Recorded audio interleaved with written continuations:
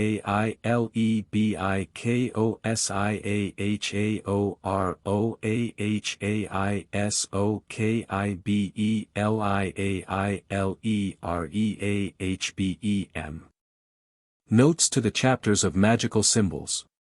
By S. L. MacGregor Mathers. The following notes to these chapters 1 have classed under various heads for greater convenience of reference, thinking that besides the explanations of most of the magical names employed in the symbols, it would also be of assistance to the occult student to be able to see at a glance briefly stated at the end of each chapter, the substance of the information especially referring thereto, given by Abraham the Jew in other parts of the work. Notably towards the end of the second book. Under A, therefore I have stated by what powers the symbols of each particular chapter are manifested. Under B, the names of the sub-princes of the evil spirits who are the especial overseers of the execution of the effect desired. Under C, whether the operations of the chapter in question can be to an extent performed by the familiar spirits or not. Under D, an abridgment of any especial instructions given by Abraham in other parts of the work. Under E, I have given the meanings of most of the names employed in the squares, as far as possible, and also any additional remarks which seemed necessary.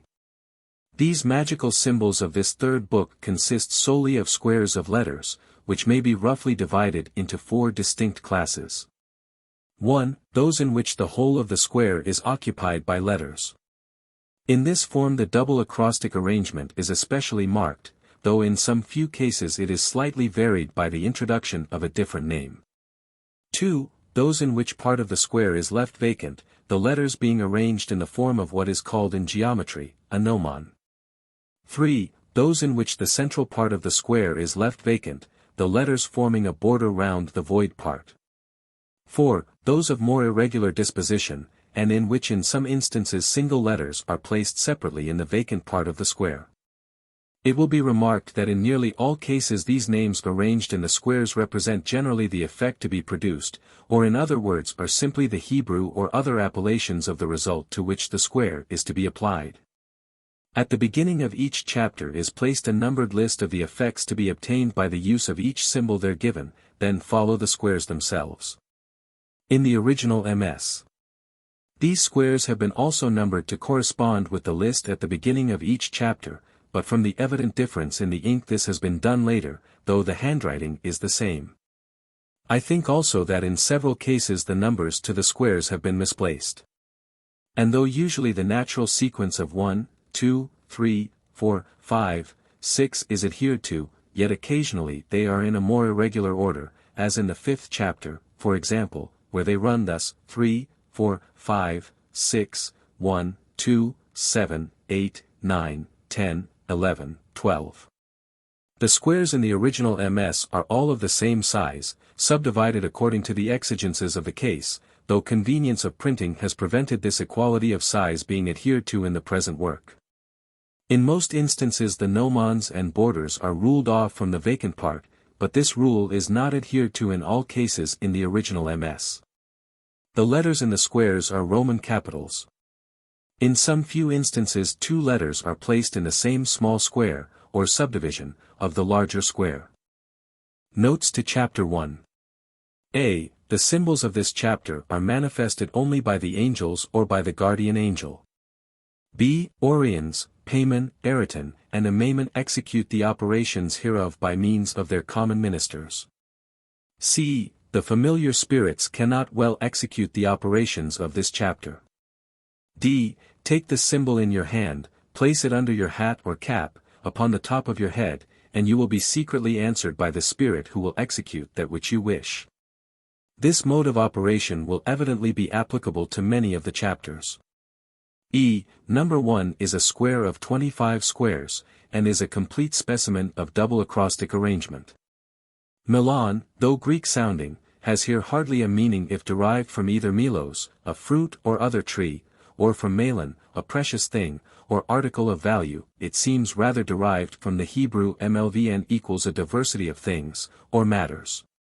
Erego is perhaps from Greek ira, a question, or inquiry, and ago to conduct or decide. Hebrew rgo equals to disrupt or analyze, lamo, probably from Chaldaic mla equals fullness, entirety. Augury from Hebrew ogr equals a swallow or swiftly flying thing. Nalim from Hebrew, nalim equals hidden or covered things. Whence we may extract the following as the formula of this square: various questions fully examined and analyzed, and that quickly, and even things carefully hidden and concealed. This rule we can apply to discover the formulas of other squares. Number 2 is a square of 49 squares, and is also a complete specimen of double acrostic, therama from Chaldee trm equals strongly defended places, or citadels. Higanim from Hebrew or Chaldee gnn or gnm equals to defend, igogana, perhaps from Hebrew gg equals a roof or covering or protection from above. Rajagar, perhaps from Chaldaic ro, it must be remembered that, though I here transliterate the letter I by o, it has really the power of a gh as well. It is a sound difficult of comprehension by a non-Orientalist, equals to break up, or breach. Anagogy probably from Greek anagogy the act of raising or elevating, managi from Hebrew mno to restrain, stop, put a barrier to, or contain by a barrier, Amorite from Hebrew amrth equals word or speech. The whole idea of this formula seems to be the making forcible way into a defended place or matter. Number 3 is a square of 25 squares, and again a perfect form of double acrostic. Door, from dvr Hebrew equals a habitation. Orair perhaps from Latin oror equals to rise or be born, Reiner perhaps from Hebrew ener equals to renew, eriro perhaps from arr to curse, Herod from Hebrew chrd equals shaking, trembling. Number 4 is a square of 25 squares, and again a perfect double acrostic. Nabi from Hebrew nba equals to prophesy, a day perhaps from Heb dih equals a bird of omen. Bakab from Heb kab equals in trouble. Hayata from Hebrew idh equals sent forward, or thrown. Iban from ihb Hebrew equals to give or bring. Hence the formula would be somewhat, to prophesy by omens the troubles to come, the which is much more applicable to number 6, the tribulations to come, than to number 4, which is 4, the things to happen in war. No. 5 is a double acrostic of 49 squares, Dehn from Hebrew nd equals to remove, and athn equals strongly, Solaro from Hebrew bshl equals to ripen, and Chaldaic aro equals the earth.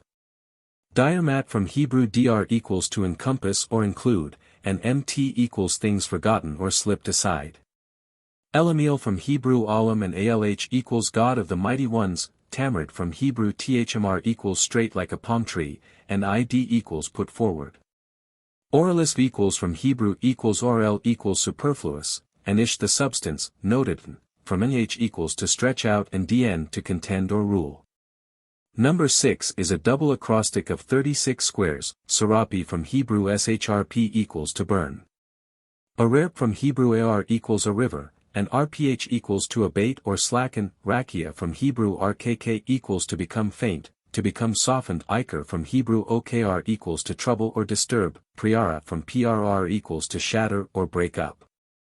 Iparas from Hebrew prs equals to break in pieces, to divide, or part in sunder. This will give a formula of trouble. Number 7 is a double acrostic of 36 squares, Malak from Hebrew mlch equals salt, also that which is easily dissolved, to dissolve.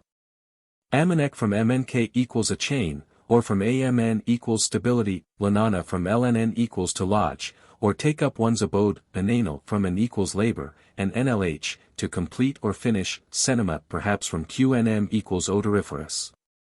Kalam perhaps from hcl equals spacious, as a palace. Number 8 is a double acrostic of 25 squares, Kozum, from Hebrew qsm equals to divine or prognosticate, obod, from Hebrew obd equals a servant, Sophos from Greek sophos equals wise, learned, skillful. Idobo, perhaps from db equals to murmur, Mesic from Hebrew msk equals to mingle or intermix. Number 9 is a double acrostic of 36 squares, rather is perhaps from rtt, trembling, dread, and hrr to conceive or bring forth. Orary from Hebrew oror equals laying bare, disclosing, Torah from Hebrew thvrh equals law, reason, or order of, Herayat from Hebrew hrh to bring forth, or from chrth equals to inscribe or mark down, Redder from rtt in thvr equals reason for dread. The whole formula will represent the disclosing of the reasons for dreading any terrible effect. Number 10 is another double acrostic of 64 squares, and number 11 one of 49 squares. I have here given a sufficiently careful analysis of the meanings of the combinations formed by the letters in the preceding squares to give the reader a general idea of the formulas involved. To avoid an undue extension of these notes, I shall not usually analyze every name contained in each square, but shall confine myself in most cases to giving sufficient indications of the meanings of the principal words or words only, which are therein employed. The reader must remember also that in such an acrostic arrangement of the letters of words, half of those therein contained will simply be inversions of the principal word or words therein contained. For example, in No. 11, Rebem is of course Mebher written backwards, Eliel reads the same way backwards or forwards, and so does Hroh, and Bikoja written backwards gives Isokib. Yet undoubtedly some of these words are to an extent translatable also, and in this case will be found to have a bearing on the subject matter of the square. Hebrew especially is a language in which this method will be found to work with a readiness unattainable in ordinary European languages, from the fact that its alphabet may be said to be entirely consonantal in character, even such letters as Aleph, Vav, and Yod, being rather respectively, a drawing in of the breath than the letter A. V rather than U, and Y rather than I. Also in common with all really ancient languages the system of verbal roots from which all the words of the language are derived, has this effect, viz. That the majority of combinations of 2 or 3 letters will be found to be a verbal root, bearing a definite meaning. Besides all this, in the Kabbalah each letter of the Hebrew alphabet is treated as having a complete sphere of hieroglyphic meanings of its own. Whence the most important ancient Hebrew names and words can be treated by the Kabbalistic initiate as in fact so many formulas of spiritual force. I have been thus lengthy in explanation in order that the reader may have some idea of the reason of the construction and use of these magic squares. 2. To obtain information concerning, and to be enlightened upon all sorts of propositions and all doubtful sciences. To obtain information concerning, and to be enlightened upon all sorts of propositions and all doubtful sciences. 1, 2, 3, generally for the above effect. 1. Allupleligilielpullia 2. Mellisimolerifa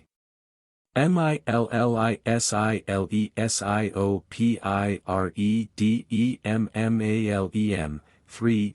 Ekdialunkalisatinanidiutasilknulidke. Notes to Chapter 2. A. The symbols of this chapter are manifested partly by the angels, and partly by the evil spirits. B. Orions, Payman, Eriton, and Amaman execute the operations hereof by the means of their common ministers. C. The familiar spirits can to an extent execute the operations of this chapter. D. Take the symbol in your hand, and name what information you require. In the second book, the remarks given concerning this chapter are evidently far more applicable to the third chapter, and I have therefore given them there instead of here. E. Number 1 is an acrostic of 25 squares. Alup from Hebrew alup equals a doctor, teacher, leader, i.e., a person who at the same time leads and instructs his following. Hence also this word means a bull as the leader of the herd. Uriel, Hebrew Oriel equals light of God, is the well-known name of one of the archangels. Pulla in Latin means both a fowl, and also light friable earth, but is probably here derivable rather from the Hebrew plh, meaning to classify or arrange. No. 2 is an acrostic of 64 squares, malamd is evidently from Hebrew mlmd equals a stimulus or spur to exertion. Number 3 is an acrostic of 49 squares, ekdilon may be from the Greek ekdilon, which means, not afraid of. From ek in composition, and dilon, frightened, cowardly. 3. To cause any spirit to appear, and take any form, such as of man, animal, bird, etc. To cause any spirit to appear, and take any form, such as of man, animal, bird, etc. 1. It will appear in the form of a serpent. 2. To make them appear in the shape of any animal. 3. In human form. 4. In the form of a bird. 1. URIELRAMIEIMIMIEIMARLEIRU. 2. LUCIFERUNANIMECATONIF. INONONIFINOTACEMINANUREFICUL. 3. LEVIATANERTAETIORANTGAGATRIMVASAGOMRE. NATAIVEL. 4. SATANADAMATABATAMADANATAS. Notes to Chapter 3. A. The symbols of this chapter are manifested only by the angel or by the guardian angel. B. Oriens, Payman, Eritan, and Amaman execute the operations hereof by means of their common ministers. C. The familiar spirits do not execute the operations of this chapter. D. Take the symbol in the hand, and name the spirit desired, who will appear in the form commanded. E. It will be noticed at once that of the 4 symbols of this chapter, the first has the name of the archangel Uriel, and the 3 others those of 3 of the chief princes of the demons, viz., Lucifer, Leviathan, and Satan. No. 1 is an acrostic of 25 squares, Uriel from Hebrew Oriel equals light of God, Rami from Hebrew Aramih equals deceit. Imini is either from Imm equals the sea, or great waters, or from Im equals Mulzimar is probably from Amr or Imr equals to speak. Leru is the reverse of Uriel, i.e., Uriel written backwards. This formula seems to show that the symbol should be numbered 2 instead of 1. Number 2 is an acrostic of 49 squares, Lucifer from Lucifer, Latin, equals light bearer. This square should probably be numbered 3. Number 3 is an acrostic of 64 squares, Leviathan from Hebrew equals the piercing or twisting serpent. This square should probably be numbered 1. Number 4 is an acrostic of 25 squares. Satan from Hebrew Shtn an adversary, Adama from Hebrew Admh reddish earth. 4. For divers visions. For divers visions. 1. For mirrors of glass and crystal. 2. In caverns and subterranean places. 3. In the air. 4. In rings and circlets. 5. In wax. 6. In fire. 7. In the moon. 8. In the water. 9. In the hand. 1. GILIONINILIONIN. 2. ETHANIM. THANIM. 3. APPARETPPARE. T. 4. BEDSERELIELIELIERESDEB. 5. NEGOTERASOGARAGOMARETOGEN. 6. NASIAPISSIPA. ISAN. 7. GOHENORAREHASAHERARONEHOG. 8. ADMONDMON. 9. LELEHELEH. Notes to Chapter 4.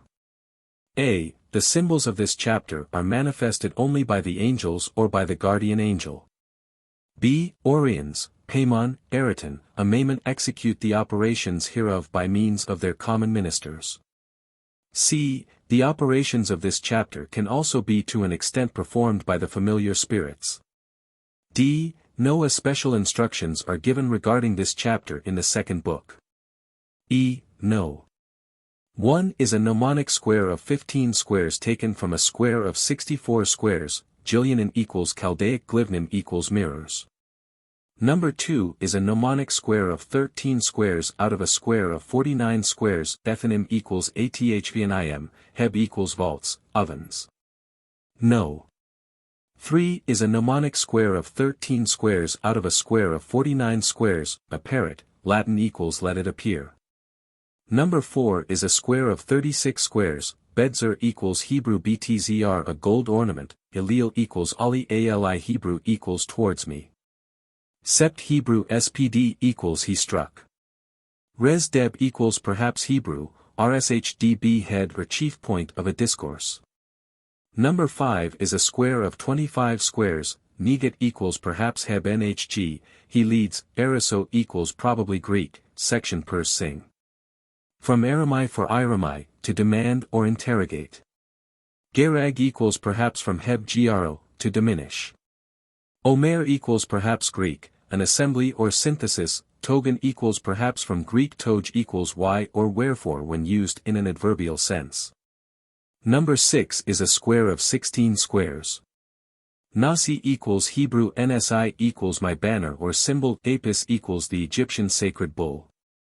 Sipa perhaps from SPH equals Hebrew to consume, Ison equals perhaps from Heb Ishn equals to sleep. Number 7 is a square of 25 squares, Gohen should perhaps be Cohen equals a Jewish priest. Orer, Latin equals to pray, Haza, Heb Hsh equals to keep silence. Erero perhaps from Heb Arr to curse. Nihag equals perhaps Heb Nhg equals to lead.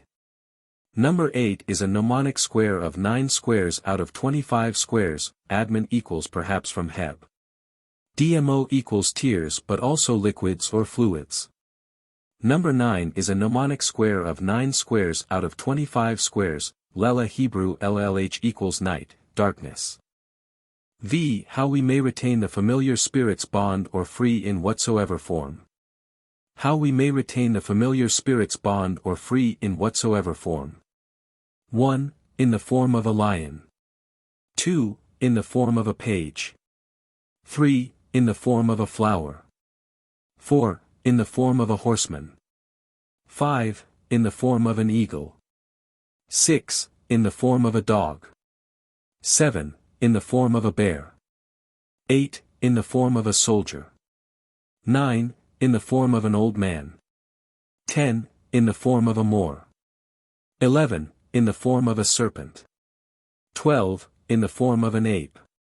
3. Oiketisiketis, 4. Parasara. S. 5. Racahacah, 6. Cusisussis, 1. Anakimnak. IM, 2. Cephirepphir,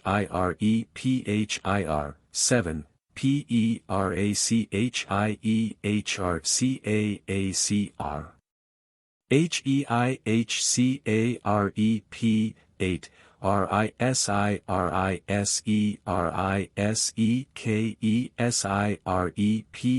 Riserisekesirepir, 9. Neselehesepesehleresen, 10. Petthenet. Hen, 11. Kalefararelarefarelak, 12. Kobhaobha. Notes to Chapter 5. A. The symbols of this chapter are manifested only by the angels or by the guardian angel.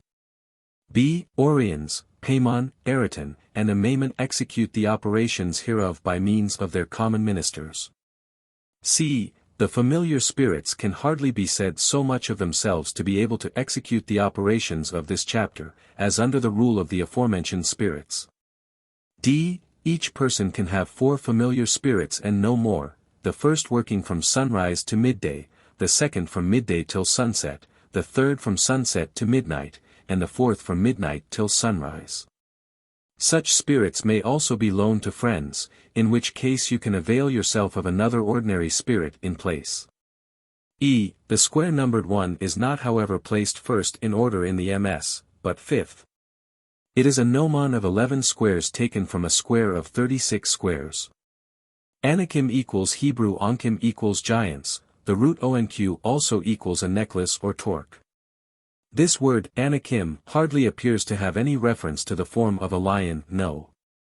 2 is a gnomon of 11 squares again, taken from a square of 36 squares, and is in the MS placed 6th in order. Sefer in Hebrew means Kpr, a young lion, and this square should probably therefore be numbered 1, no. 3 is a gnomon of 13 squares taken from a square of 49 squares, and in the MS occupies the first place in order. Oikides, Greek, means a maid-servant or feminine page. This square therefore should probably be numbered 2, no. 4 is a gnomon of 9 squares taken from a square of 25 squares, paras equals Hebrew prsh, a horse, or horseman, while prs equals an ossifrage, a bird of the hawk or eagle kind. This square is apparently correctly numbered, though in the MS.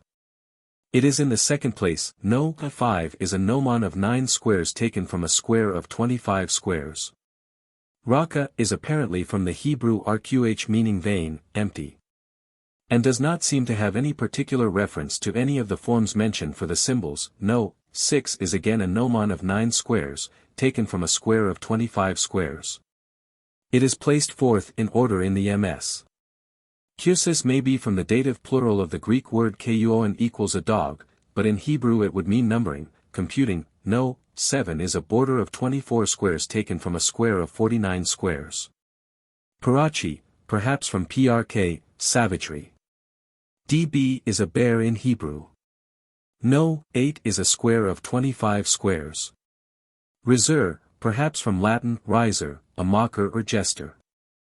Isuri, perhaps from Hebrew or Chaldaic root, isr, to punish or whip. Sikhs, perhaps from schsh equals reborn by hope. 9 is again a square of 25 squares. Nisr equals Hebrew, nshr, an eagle, which seems to shew that this square should be numbered 5. Elih is probably alhi, Hebrew equals my God. Sepes. Shps equals the hair on the lip, the mustache. Resin equals rsn heb, equals a bridle, or bit. 10 is a gnomon of 11 squares taken from a square of 36 squares. Pethan equals Hebrew, pthn, an asp, or venomous serpent, whence this square should probably be numbered 11. 11 is a square of 25 squares. Kalef equals klp, Hebrew, a hammer. Arer from Hebrew arr to curse, cursed. Lommel perhaps means, in speaking, from mll, Hebrew, to speak. 12 is a gnomon of 9 squares taken from a square of 25 squares. Koba equals perhaps Hebrew kbh equals to extinguish.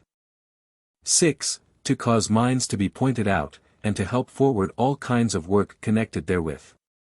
To cause minds to be pointed out, and to help forward all kinds of work connected therewith.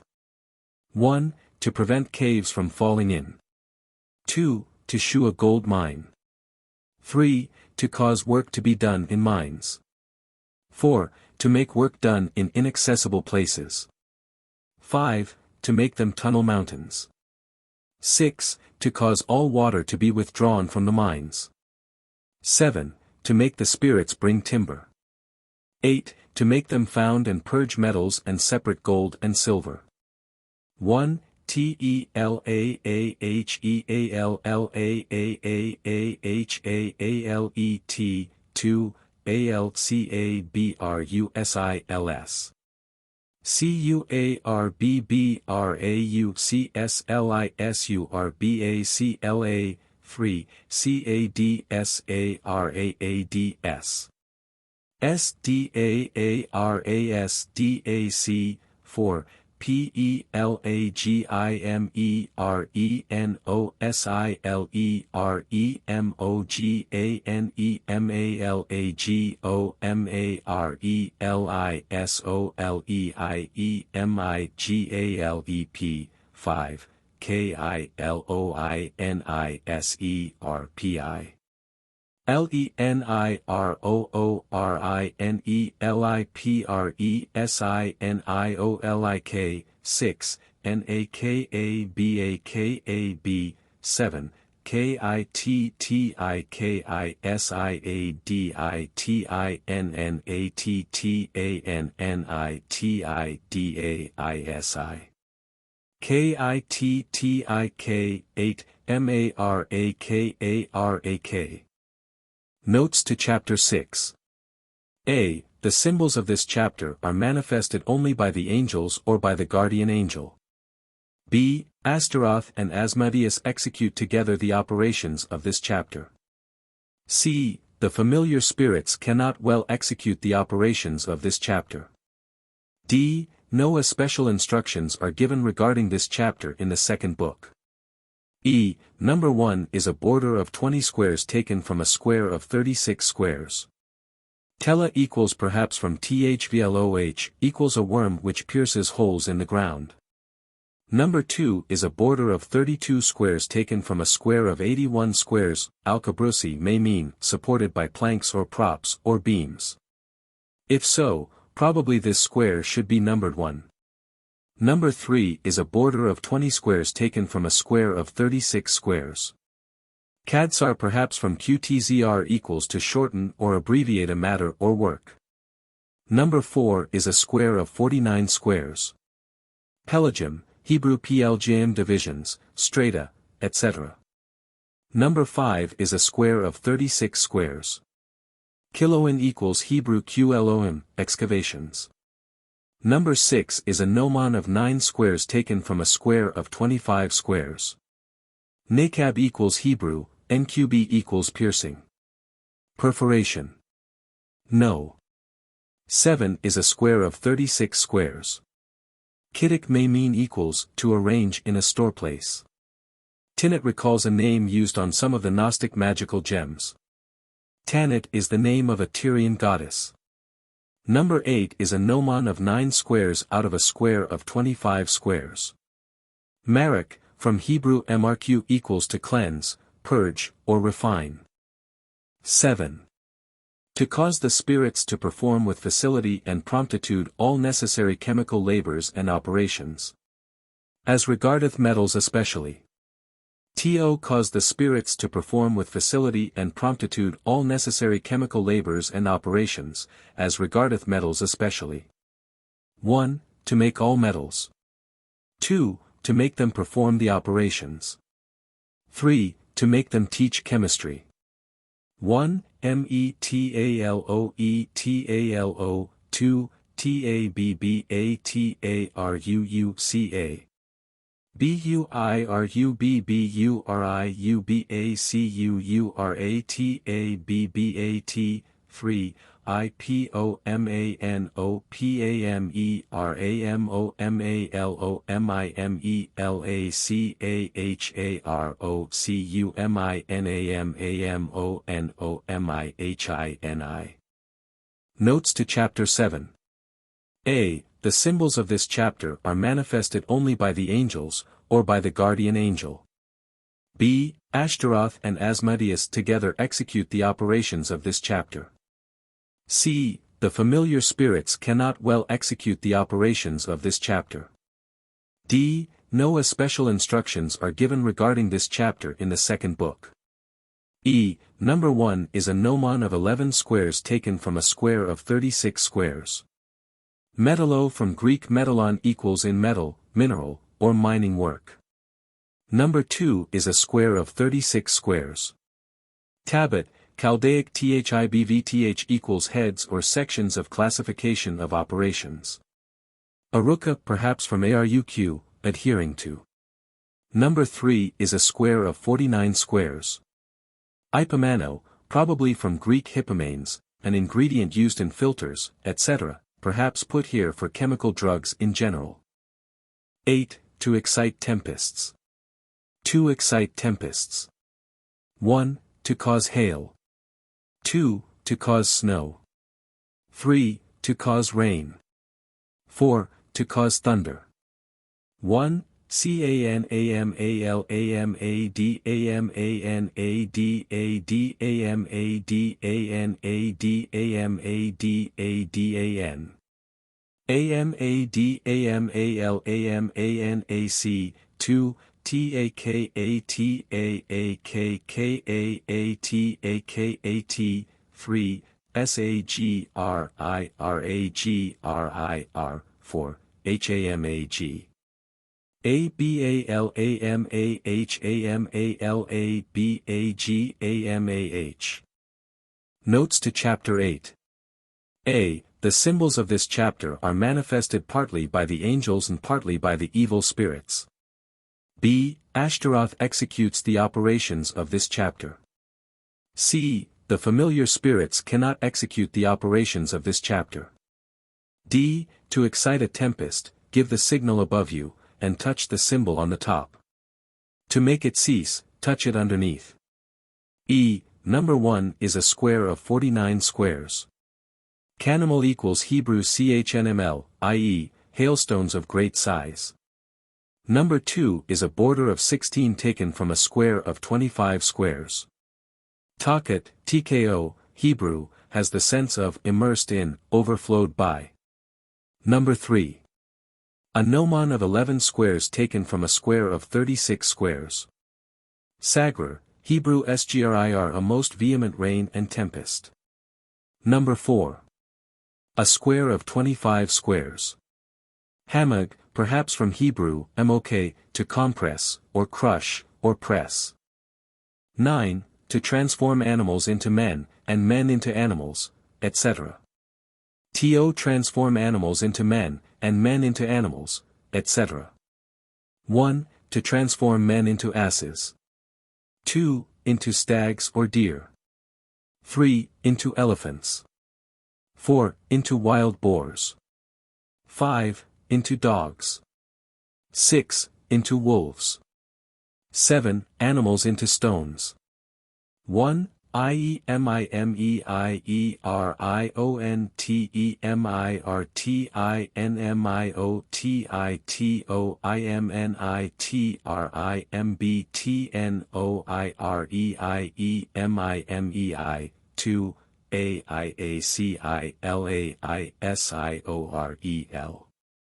AIERICORILENIRILEISIALAINIA. 3. CHADSIRHIASDDSAIHCHADSIR. 4.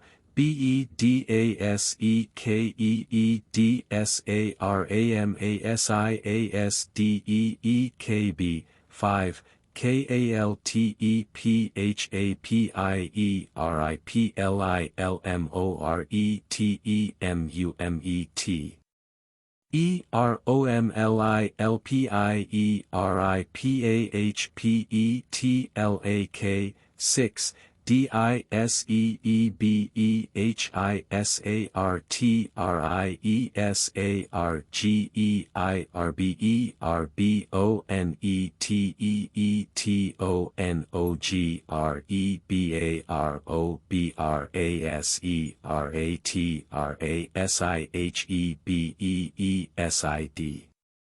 7. ISICHADEMIONSERPARERIPINTIOIRASINASUOTIRARIBATINTIRA. DEMASIOLENOSIAPERIUNOIBEMILITIANIENTIANELIOTIABULARI. Notes to Chapter 9. A. The symbols of this chapter are only manifested by the evil spirits. B. Ashtaroth and Asmodeus together execute the signs and operations of this chapter. C. The familiar spirits cannot execute the operations of this chapter. D. Let the being, whether man or animal, see the symbol, and then touch them suddenly with it, when they will appear transformed, but this is only a kind of fascination. When you wish to make it cease, place the symbol upon the head and strike it sharply with the wand, and the spirit will make things resume their ordinary condition. E. Number 1 is a square of 49 squares. IMMA is evidently from Hebrew IMIM equals mules. A very perfect acrostic. Number 2 is a square of 49 squares also. Iasala, Hebrew AILH equals a deer. Number 3 is a border of 24 taken from a square of 49 squares, Chatzar, Hebrew KZR equals fierce, savage. CHTZR equals perhaps, the tusk of an elephant. But CHCR equals a wild boar, whence this square should perhaps be numbered 4. Number 4 consists of 24 squares taken from a square of 49 squares, 2 letters SI are allotted to 1 square. Betasek is perhaps from BD, a limb, and SK, covered or protected, as with a strong skin. It may thus stand for the elephant as having powerful and thick-skinned limbs. If so, this square should be numbered 3. Number 5 is a square of 49 squares. Kaltef. The Hebrew word for dog is KLB. This square, it will be noted, is not a perfect acrostic. Number 6 is a square of 64 squares. Decebi is probably from ZABH equals a wolf. This square also is not at all perfect as an acrostic. No. 7 is a square of 144 squares. Isocadamian, probably from Dmivn equals similitude of, and SIG, scoria or lava, or SQ, stone, root of sequel, to stone. X, to hinder any necromantic or magical operations from taking effect. To hinder any necromantic or magical operations from taking effect, except those of the Kabbalah and of this sacred magic. 1. To undo any magic soever. 2. To heal the bewitched. 3. To make magical storms cease. 4. To discover any magic. 5. To hinder sorcerers from operating. 1. CODSELEMOHAB. IOMOC. 2. LACHATAACHHCAATAHCAL. 3. PARADILONARINOMISORILORAEIK.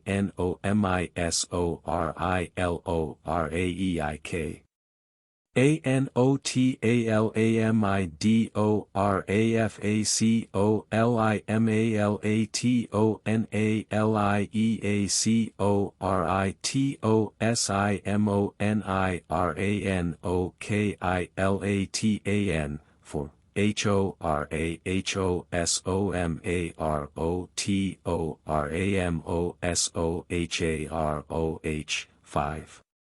MACANBHAROLUSEDIRUCUNALUHULASERALUSADAM. Notes to Chapter 10. A. The symbols of this chapter are manifested only by the angels, or by the guardian angel. B. Magath executes the operations of this chapter. C. The familiar spirits cannot well execute the operations of this chapter. D. No especial instructions are given concerning this chapter. E. Number 1 consists of 17 squares containing 18 letters, Li of Kotsalim occupying 1 square, taken from a square of 49 squares.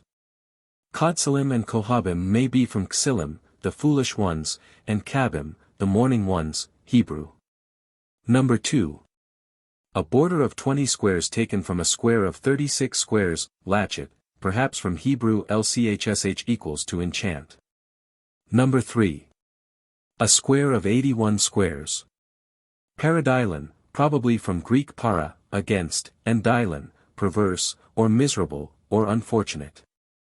Number 4. A square of 25 squares, hora, from Hebrew chrh, to be enraged, or hrh, to conceive, or bring forth. Number 5.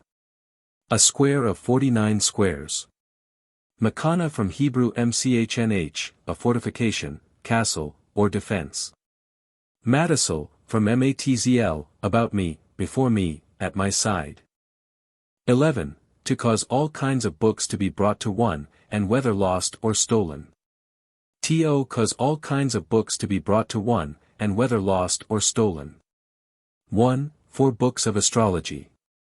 2. 4 books of magic. 3. 4 books of chemistry. 1. Colidacicar. 2. Searalpalatimarotaraapiracaphamacs. 3. Kehekeheha. Hek. Notes to Chapter 11. A. The symbols of this chapter are manifested only by the angels, or by the guardian angel. B. Magath alone executes the operations of this chapter. C. The familiar spirits cannot execute the operations of this chapter. D. Many ancient books of magic, etc., have been lost or destroyed, in some cases by the wish of the good spirits, in others by the machinations of the evil spirits.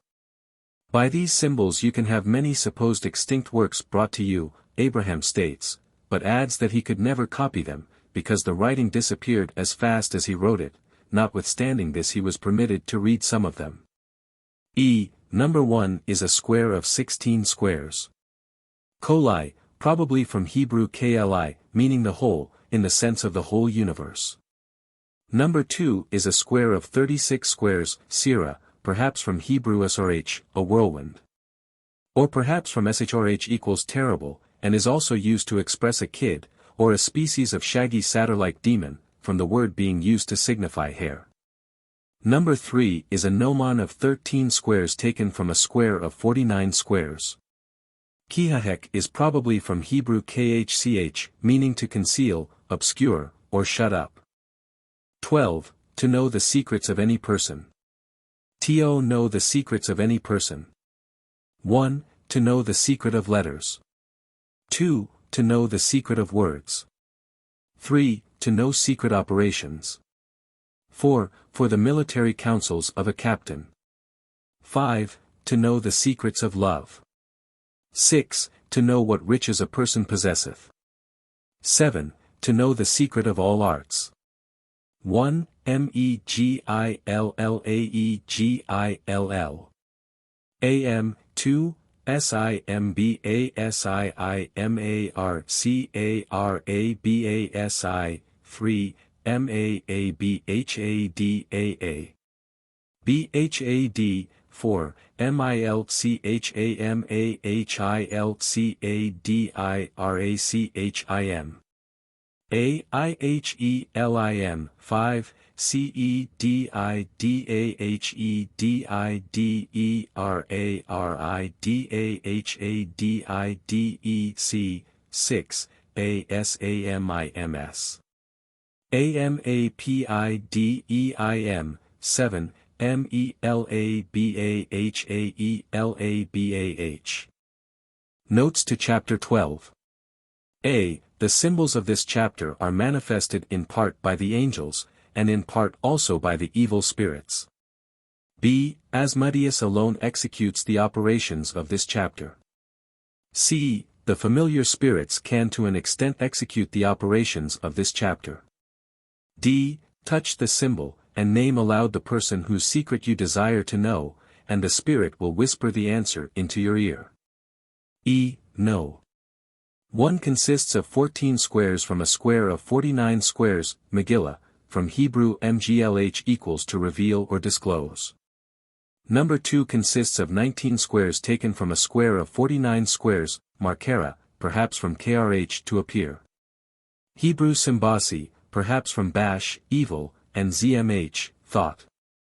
Number 3 consists of a gnomon of 13 from a square of 49 squares, Mabhat, from Hebrew mobd equals a deed or act. Number 4 consists of 29 squares from a square of 81 squares. Milchema, from Hebrew mlchmh equals war, Adarachi from drk, Hebrew, equals way, plan, idea, elim, heb, equals mighty ones. Number 5 consists of 25 taken from a square of 49 squares. Sedida is either from kdid equals a spark, or from did, the root of the words. Love, delights, breasts, dirarid from Hebrew dirar equals liberty, hadadek from ddik equals thy loves or delights. Number 6 consists of 16 from a square of 36 squares, Asamin from Hebrew asmim equals treasure houses, garners. Mapide perhaps from pid equals oppression, misfortune. Number 7. A gnomon of 13 from a square of 49 squares, Malaba from lab equals art or science. 13. To cause a dead body to revive. To cause a dead body to revive, and perform all the functions which a living person would do, and this during a space of 7 years, by means of the spirits. 1. From the rising of the sun until midday. 2. From midday until the setting of the sun. 3. From the setting of the sun until midnight. 4. From midnight until the rising of the sun. 1. EZECHIELZEOFRASEEORIALAICFIRTARH. HRATRIFCIALAIRFOEZLEIHCEZE, 2, AMIGDE LOMORBRIEOIRIDER DGBDODBGODREDIRIOEIRBROMOLEDGIMAO. 3. IOSUAORILUSISISULIROAUSOI, 4. PEGRETIAITIGEAITEREGEP. Notes to Chapter 13. A. The symbols of this chapter are manifested in part by the angels and in part by the evil spirits. B. Orions, Payman, Eriton, and Amaman, execute by means of their servitors the operations of this chapter. C. The familiar spirits cannot execute the operations of this chapter. D. In several places Abraham warns the reader that this is the most difficult operation of any, because for it to be brought about, the concurrence of all the chief spirits must be obtained. Watch for the moment when the person dies, and then at once place upon his body towards the 4 cardinal points the symbol required. Similar symbols are to be sewn into the garments he wears. Abraham moreover adds that by this means, one can however only prolong the life for 7 years, and no more. Number 1 is a square of 64 squares. Ezekiel is from Hebrew ICHCQAL, the well-known name of the prophet, derived from CHCQ, to bind. No. 2 is a square of 49 squares. It will be noticed that a small o is placed at the end of each word in the last square towards the right hand. Amygdal is from MGDL, a strong tower. Number 3 is a square of 25 squares. Iosua, the well-known Hebrew name, signifies, he shall save. Number 4 is also a square of 25 squares. Pegar is from PGR equals a dead inactive carcass whether of man or of beast. 14. To render oneself invisible unto every person. The 12 symbols for the 12 hours of the day and of the night, to render oneself invisible unto every person. 1. Alamalala. Matatana. 2. Tsapphashapitneranaorish. 3. Casah.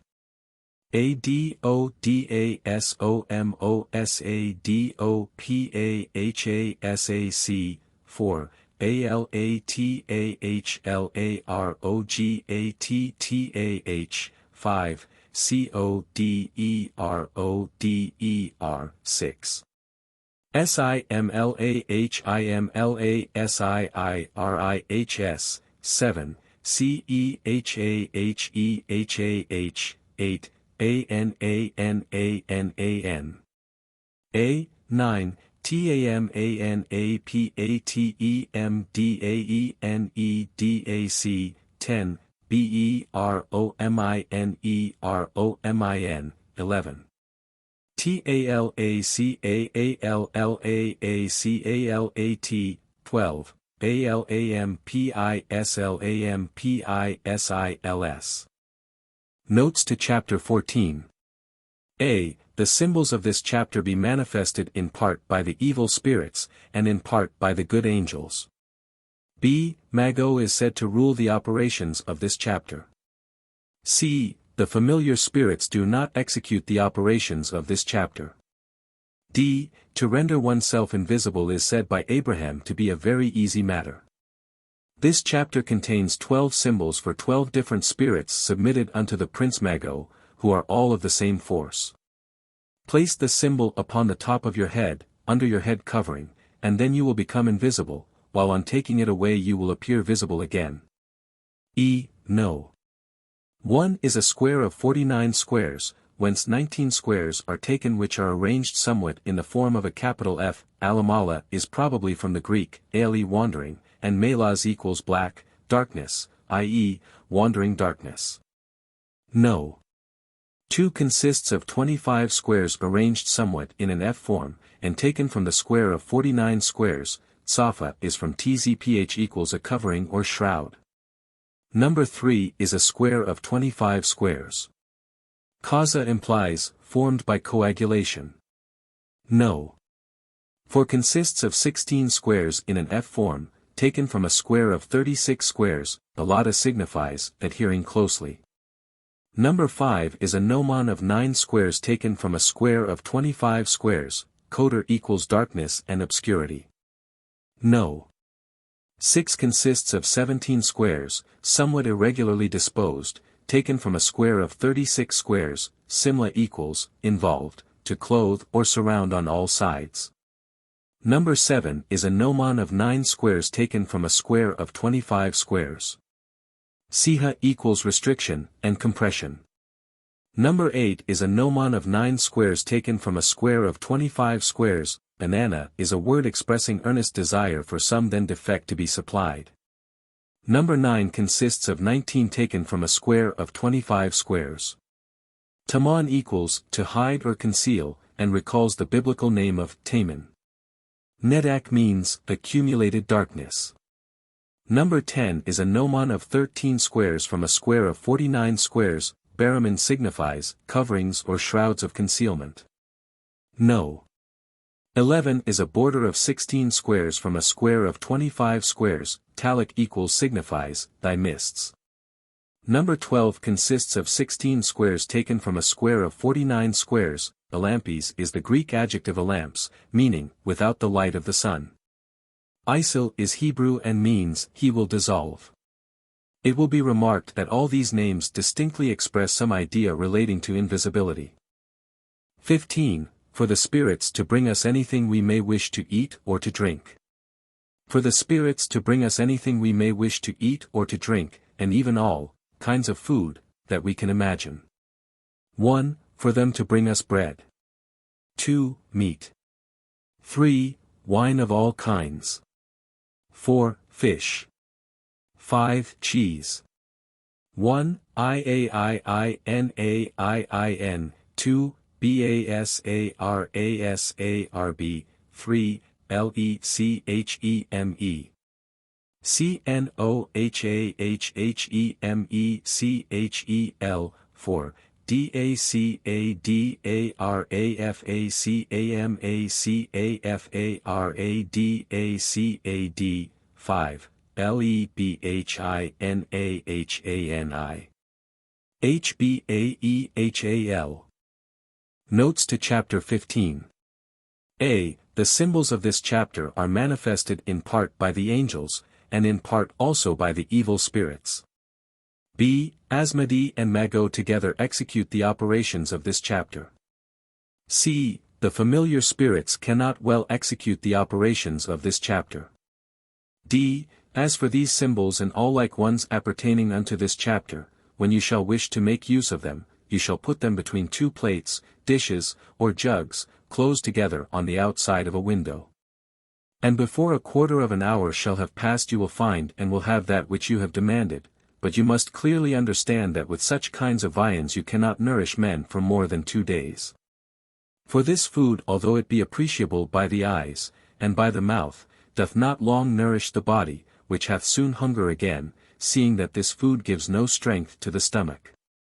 Know also that none of these viands can remain visible for more than 24 hours, the which period being past, fresh ones will be requisite.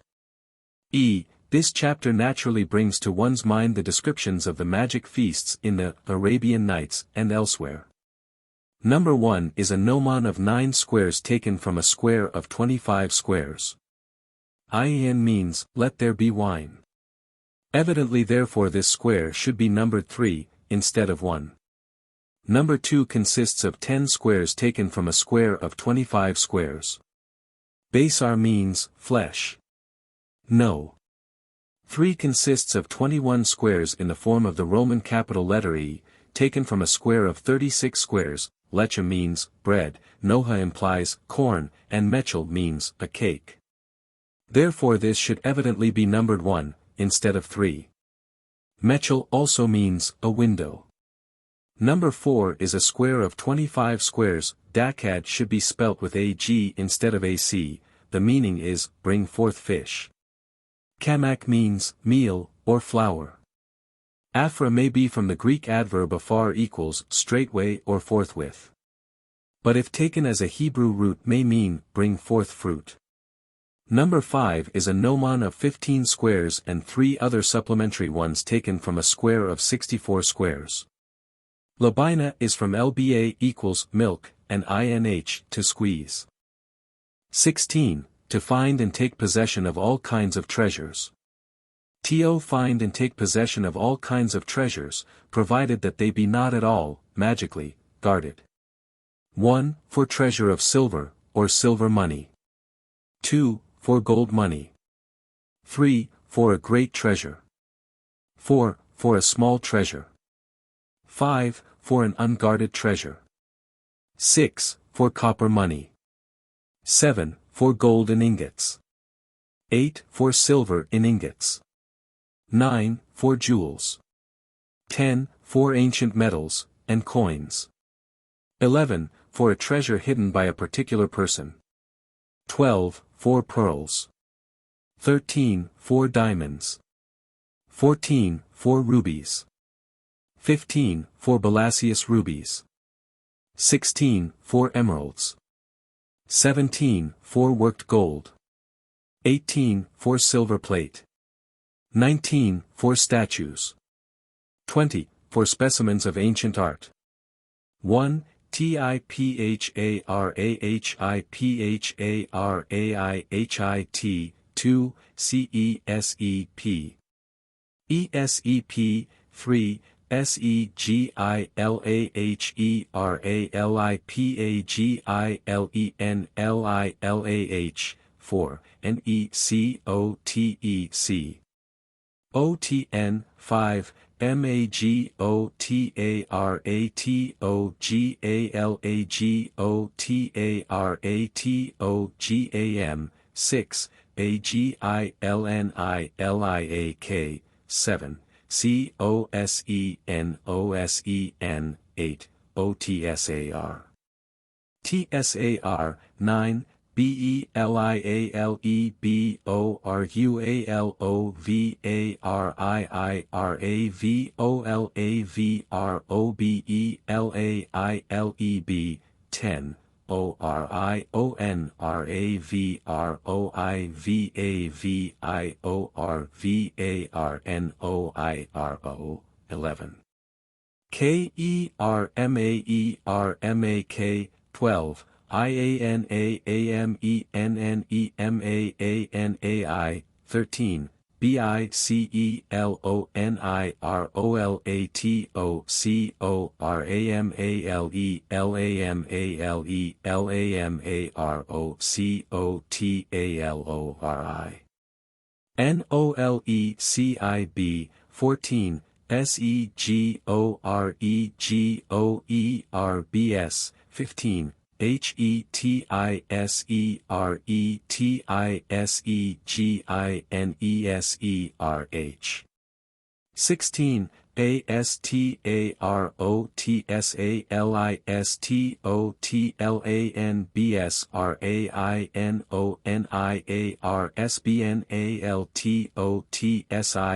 ASTAROTSALINBSRAINONIRSBNALTOSILASTORATSA 17. KONEHONEHK 18.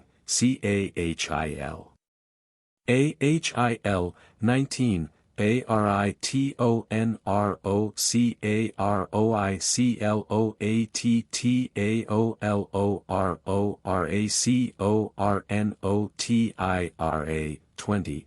ORIMELREMOREIMONNONNOMI EROMERLEINRO. Notes to Chapter 16. A. The symbols of this chapter are manifested only by the angels or by the guardian angel. B. Astaroth and Eriton both execute the operations hereof by their ministers, yet not together, but each separately. C. The familiar spirits cannot well execute the operations of this chapter. D. Select the symbol of the treasure desired, and the spirit will then shew it to you. Then place the symbol at once upon the treasure, and it will no longer be possible for it to disappear into the ground, nor for it to be carried away. Furthermore, any spirits which may be guarding it will thus be put to flight, and you can then dispose of the treasure as you wish. E. No. 1 is a species of border of 28 squares, of which 18 are occupied by letters, taken from a square of 64 squares. Tifra means glory, beauty, a shining thing. Iti is the Chaldaic for is, are. No. 2 is a gnomon of 9 squares taken from a square of 25 squares. Sesep means silver. This square should therefore probably be numbered 1, or 8, or 18. Number 3 consists of 24 squares from a square of 49 squares. Sigilla means treasure. No. 4 consists of 10 squares from a square of 25, Nikit means probably stamped money. Number 5 is a square of 25 squares. Mago is the name of one of the sub-princes. Number 6 is a gnomon of 10 from a square of 16 squares. Agile may mean a heap, but also a globular drop of dew. Number 7 is a gnomon of 9 squares taken from a square of 25 squares. Kosin perhaps means a golden cup. Number 8 is a gnomon also of 9 squares taken from a square of 25 squares. Otsar means restraint. Number 9 is a square of 36 squares. Belial is the name of one of the 4 great chiefs of the evil spirits. Number 10 is a square of 25 squares. Orion, the celebrated mythological name of the Greek hunter, and of the constellation, is perhaps used here as the name of a spirit. Number 11 is a border of 10 squares taken from a square of 25 squares. Kurma means either a cutting off or else a superinducing. Number 12 is a square of 16 squares. Number 13 is a square of 49 squares. Bislin is perhaps from IHLM equals diamonds. The root ICHL means abiding strength and hardness. No. 14 is a border of 12 squares from a square of 25 squares. Sedja means respectively, to break forth, and to shut in, according as the root begins with s or sh. Number 15 consists of 20 squares from a square of 49. Number 16 is a square of 49 squares. Astaroth is one of the 8 sub-princes of the evil spirits. Number 17 consists of 10 squares from a square of 25 squares. Kona means possessions. Number 18 is a gnomon of 9 squares taken from a square of 25 squares. Kahil means gathered together. No. 19 is a square of 36 squares. Eriton is one of the 8 sub-princes of the evil spirits. Number 20 is a square of 36 squares. Oromel is evidently here used as the name of a spirit. Oirin is a Chaldaic word meaning angelic watchers over the kingdoms of the earth. Orion may also come from this word. 17. To fly in the air and travel any whither. To fly in the air and travel any whither. 1. In a black cloud. 2. In a white cloud. 3. In the form of an eagle. 5. 225 in the form of a crow, or raven. 4. In the form of a vulture. 6. In the form of a crane. 1. TASMAAGEIMSEVESMIEAGAMSAT. 2. ANANNANA. 3. HOLOPOPOLOLOPOLOLOPOPOLOH. 4. ODAC. DARAARADCADO. 5. ROLOROBUFOLUAULOPUBOROLOR. 6. NATSAAROISTOLOTSIORAASTAN. Notes to Chapter 17. A. The symbols of this chapter are manifested in part by the angels, and in part also by the evil spirits. B. Orions, Paimon, Eriton, and Amaimon execute the operations hereof by means of their common ministers. C. The familiar spirits cannot well execute the operations of this chapter. D. Name the place aloud to which you wish to travel, and place the symbol upon your head under the bonnet or the hat. But take well heed that it does not fall from you, which would be very dangerous. Do not as a rule travel by night, and select a calm and serene day for the operation. E. Number 1 is a square of 25 squares. Tasma implies protection. Trms is the Hebrew word used in the verse, "Thou shalt go upon the lion and the adder." Number 2 consists of 8 squares taken from a square of 16. Anan means, great labor. Number 3 is a square of 25 squares. Hullup means, to travel. No. 4 is a square of 16 squares. Odak means, to pass on from one place to another. Number 5 is a square of 25 squares. Roller is perhaps from ROL, to move hurriedly.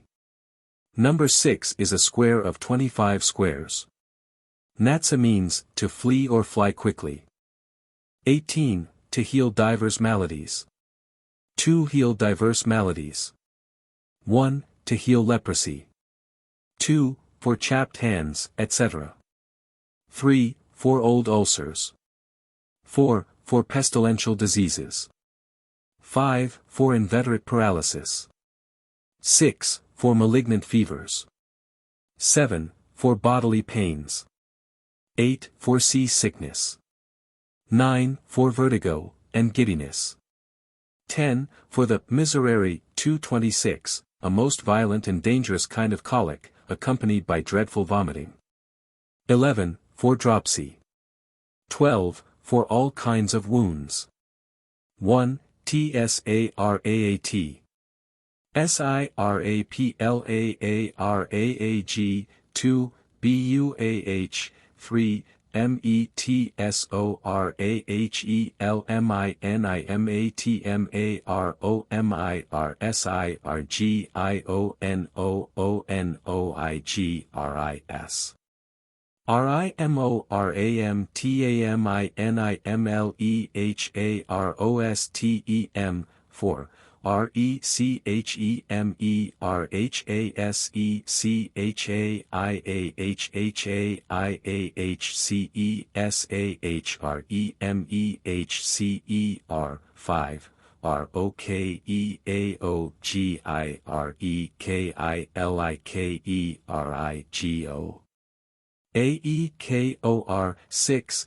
BETEMEMERETENETEB 7.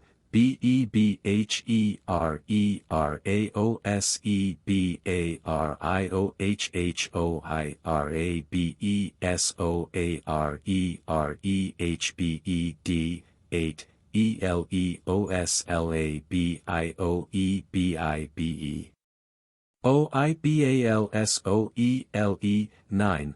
KADAKATERAKEASEKAEMERADAKARATAKADAK 10.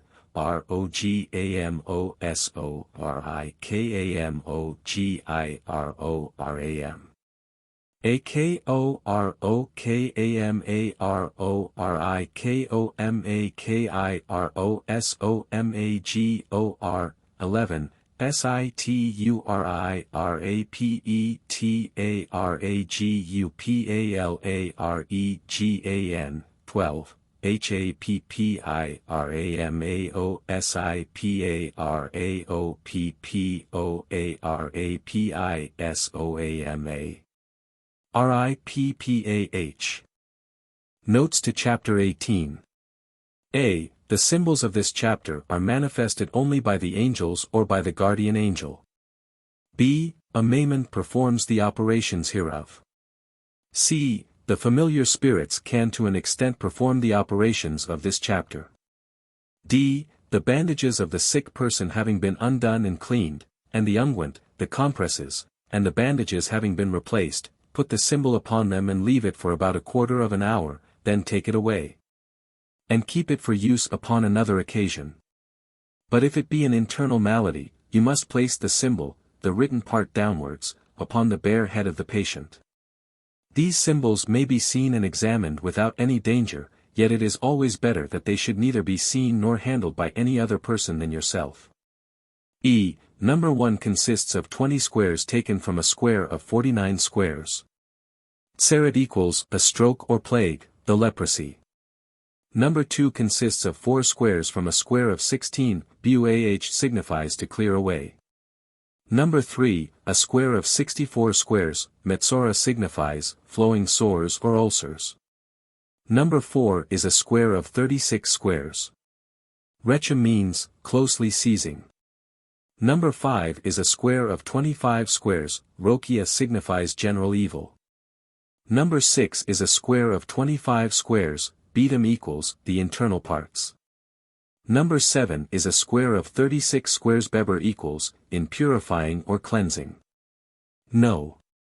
8 is a square of 25 squares, elios, the Greek word hals equals, the sea from its saltness, ilos means, calm still water. Number 9 is a square of 49 squares, katakat means, vertigo, turning of the head. No. 10 is a square of 49 squares, ragamos from Latin ragamus, we pray. Number 11 is a square of 25 squares, satur means, secret. Number 12 is a square of 36 squares, happer means, to shatter or break. 19, for every description of affection and love. For every description of affection and love. 1. To be beloved by one's wife or husband. 2. For some especial love. 3. To be beloved by a relation. 4. For a maiden in particular. 5. To acquire the affection of a judge. 6. to make oneself beloved by a married person. 7. To make oneself beloved by a widow. 8. By a girl already promised in marriage. 9. By a maiden in general. 10. By some especial prince. 11. By some especial king. 12. To obtain the friendship of some particular person. 13. To have that of a great man. 14. To be beloved by a woman.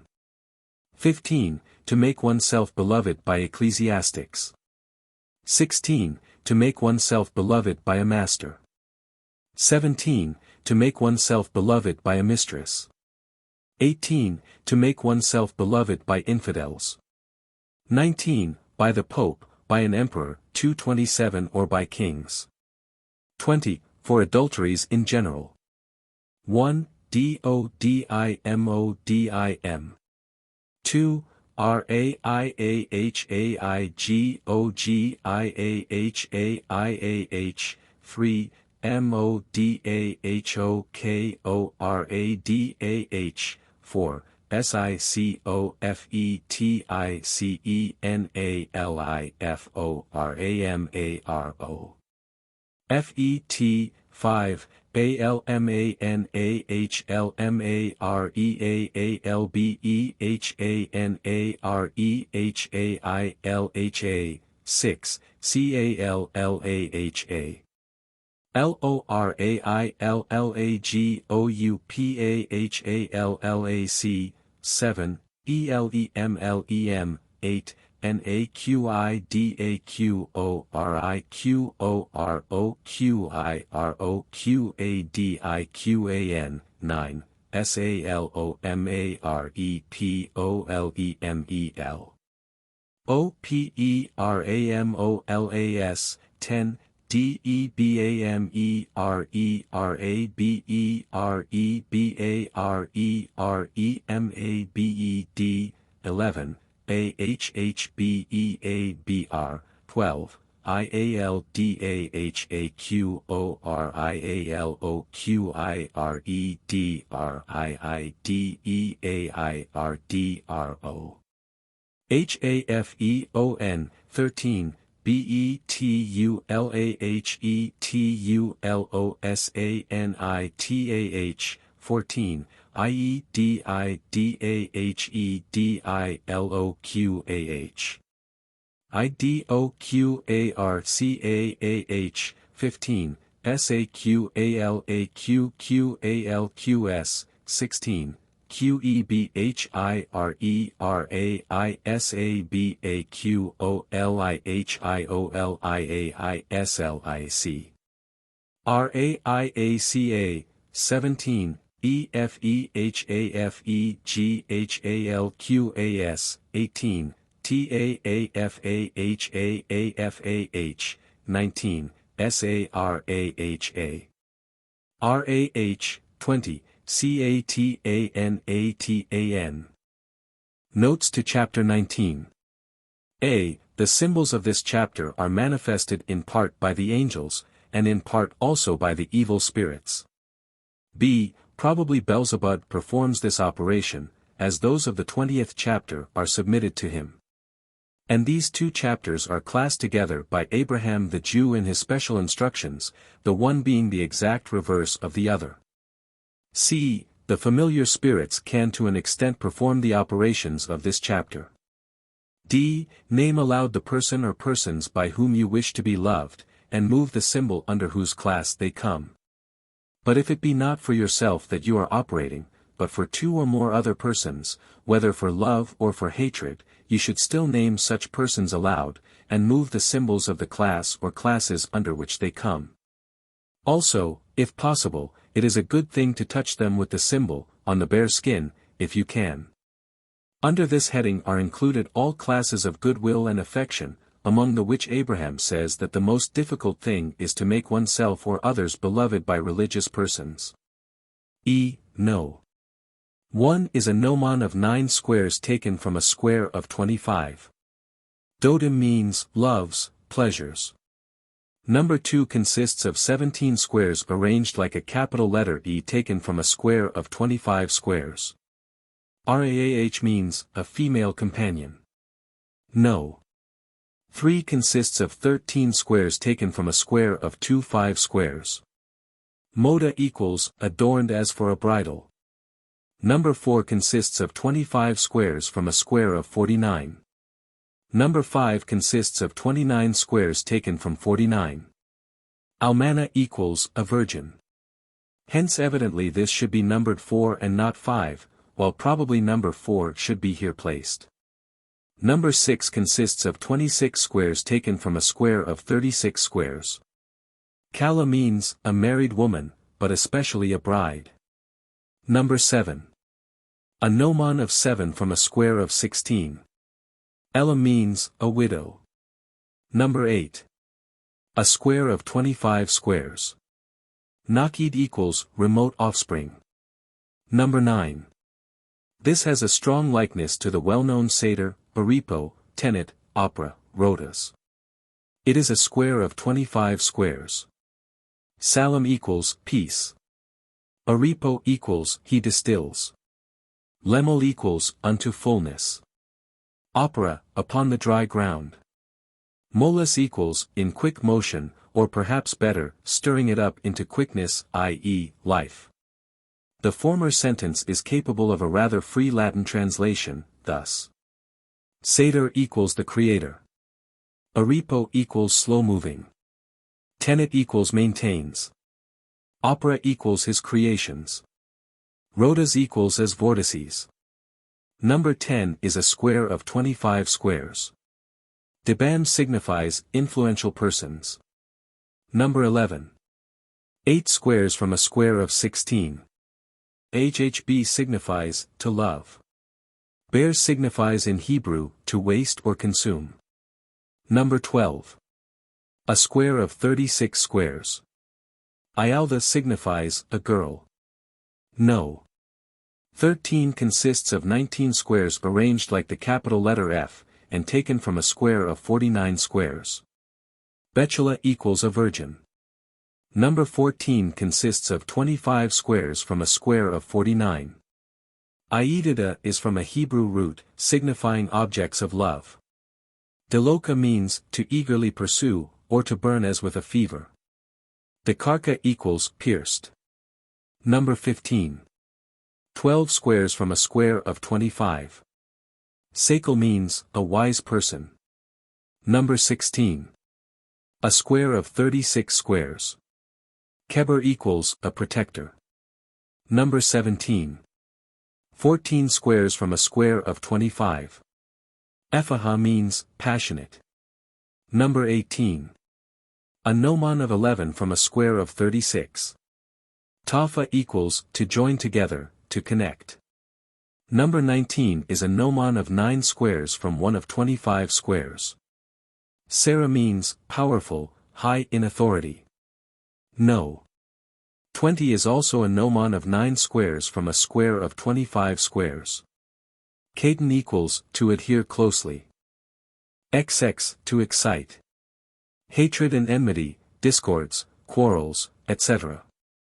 To excite every description of hatred and enmity, discords, quarrels, contentions, combats, battles, loss, and damage. 1. To excite quarrels and fights. 2. For enmity in general. 3. For enmities of kings and of the great. 4. For particular enmities. 5. For enmities among women. 6. To cause a general war. 7. To render anyone unfortunate in combat. 8. To put discord in an army. 9. For a particular discord. 10. To sow discord among ecclesiastics. 11. For every description of vengeance. 12. To cause battles, losses, etc. 1. Kananaaqainataniaqaa. 2. Selakel. Aiarek. 3. Roquenooioreneqor. 4. atlistloquosatitassoquolis. 5. OTSAMAHTSAMAKAROSAH. 6. SINAHIRATANAXIROHAROQ. 7. SATAN. ATAN. 8. LOFITOSOFIKONOKITOS. 9. GIBORIBILET. OR. 10. NOKAMOROTAKOBAKATAMOMAKON. 11. KELIMEQISALIVOKISOGAMAKAM. 12. KERABAHEMIRUTAR. AROQORABAH. Notes to Chapter 20. A. The symbols of this chapter are manifested in part by the angels, and in part also by the evil spirits. B. Beelzebub performs the operations hereof. C. The familiar spirits cannot well execute the operations of this chapter. D. See instructions for Chapter 19, which serve equally for that, and the present operation. E. No. 1 consists of 19 squares irregularly arranged, and taken from a square of 25 squares, Kana means, jealous. Number 2 consists of 13 squares from a square of 25 squares, Selak equals, to cast down or prostrate. No. 3 consists of 18 squares from a square of 25, Rokan implies, persons in power. Number 4 consists of 25 squares from a square of 49, Atlitis is a corruption of the Greek adjective atlitos equals, insufferable, not to be borne. No. 5 consists of 19 squares from a square of 49, Otsama equals, bodily strength.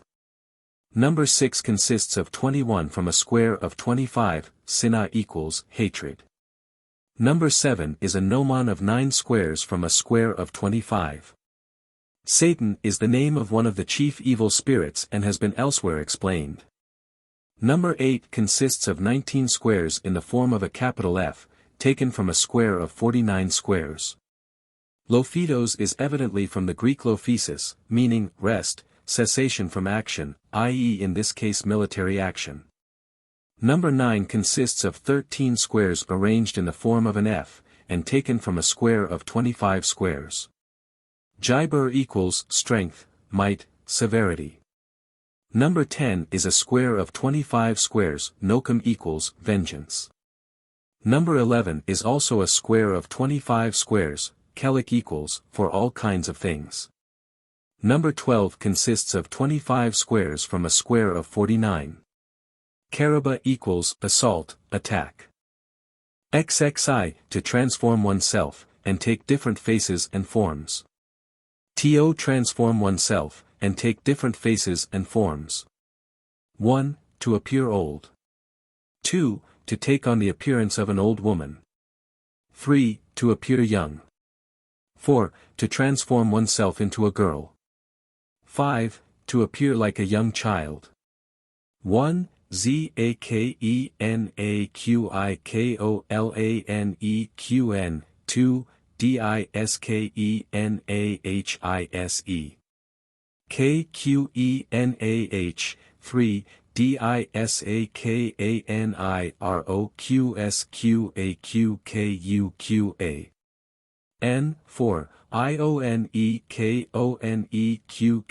5. BACURAQCORECQAAB. Notes to Chapter 21. A. The symbols of this chapter are manifested only by the evil spirits. B. Mago performs the operations hereof. C. The familiar spirits cannot well execute the operations of this chapter. D. This is rather a fascination than anything else.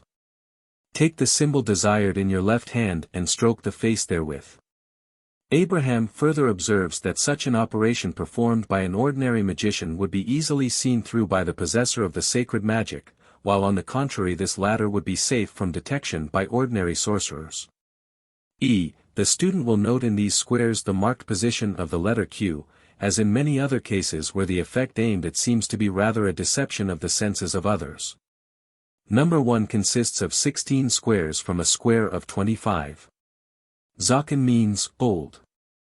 Number 2 is a gnomon of 16 squares with the letter Q added, from a square of 72 squares, Deskina equals, in the likeness of an old woman. It is to be remarked that this square is rather oblong, 8 squares long by 9 deep. No. 3 consists of 20 squares from a square of 49, Disaken means, to cover up or hide, but were it Disakar it would mean, as one young. Number 4 consists of 10 squares from a square of 25 squares, Ionek means, thy dove. No. 5 consists of 16 squares from a square of 25, Baker equals, a firstborn. XXI, how to cast spells, and work every kind of evil. This chapter is only for evil, for with the symbols herein we can cast spells, and work every kind of evil, we should not avail ourselves hereof. 1. To cast spells upon men. 2. To bewitch beasts. 3. To cast a spell upon the liver. 4. This symbol should never be made use of. 5. To cast a spell upon the heart. 6. Upon the head and other parts of the body. 1. QELADIMEQ. LAADIQM. 2. BEHEMOTEHQOENEQMOT. 3. MEBASIMEQBAQQSIMQ. 4. CASEDAZOTEBOROSETOSADEBAC. 5. LEBHAH. EMAUSABHAH. 6. QARAQAKARQAQAQQ. Notes to Chapter 22. A. The symbols of this chapter are manifested only by the evil spirits. B. Beelzebub performs the operations hereof. C. The familiar spirits cannot well execute the operations of this chapter. D. Abraham warns strongly against use being made of this operation. The symbols should be either buried or concealed in places where the persons we wish to harm are likely to pass by, or, if possible, we can touch them with the symbol. No. 1 consists of 17 from a square of 49 squares. Keladim means, those who creep in insidiously. Number 2 consists of 19 squares from a square of 49 squares. Behemoth equals, beasts. Number 3 consists of 18 squares from a square of 49. Mabasim equals, those that stamp down violently. Number 4 is a square of 25 squares. Caste, Hebrew, if used in a bad sense, equals, overflowing of unrestrained lust. Azot, Hebrew, enduring. Boros, equals Greek equals, devouring, gluttonous. Etosa, equals Greek equals, idle, useless. Debak, equals Hebrew equals, to overtake and stick close.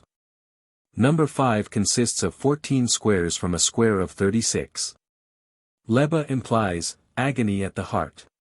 Number 6 consists of 17 squares. Karakak equals, thy baldness, also, thy rending asunder. XIII, to demolish buildings and strongholds. 2 demolish buildings and strongholds. 1. To make a house fall to the ground. 2. To destroy a town. 3. To demolish strongholds. 4. To ruin possessions, and estates. 1. NAVEH. AQVQEHD. 2. QAQAHAQQAHQQ. 3. COMAHONOMQAQH. ON. 4. BINIAMINUUSINIAM. Notes to Chapter 23. A. The symbols of this chapter are manifested by the evil spirits only. B. Astaroth performs the operations hereof. C. The familiar spirits can to an extent perform the operations of this chapter. D. No special instructions are given regarding this chapter by Abraham the Jew. E. Number 1 consists of 12 squares taken from a square of 25 squares. Nave means a house or habitation. Number 2 consists of 12 squares from a square of 25. Kaka equals to make void or empty.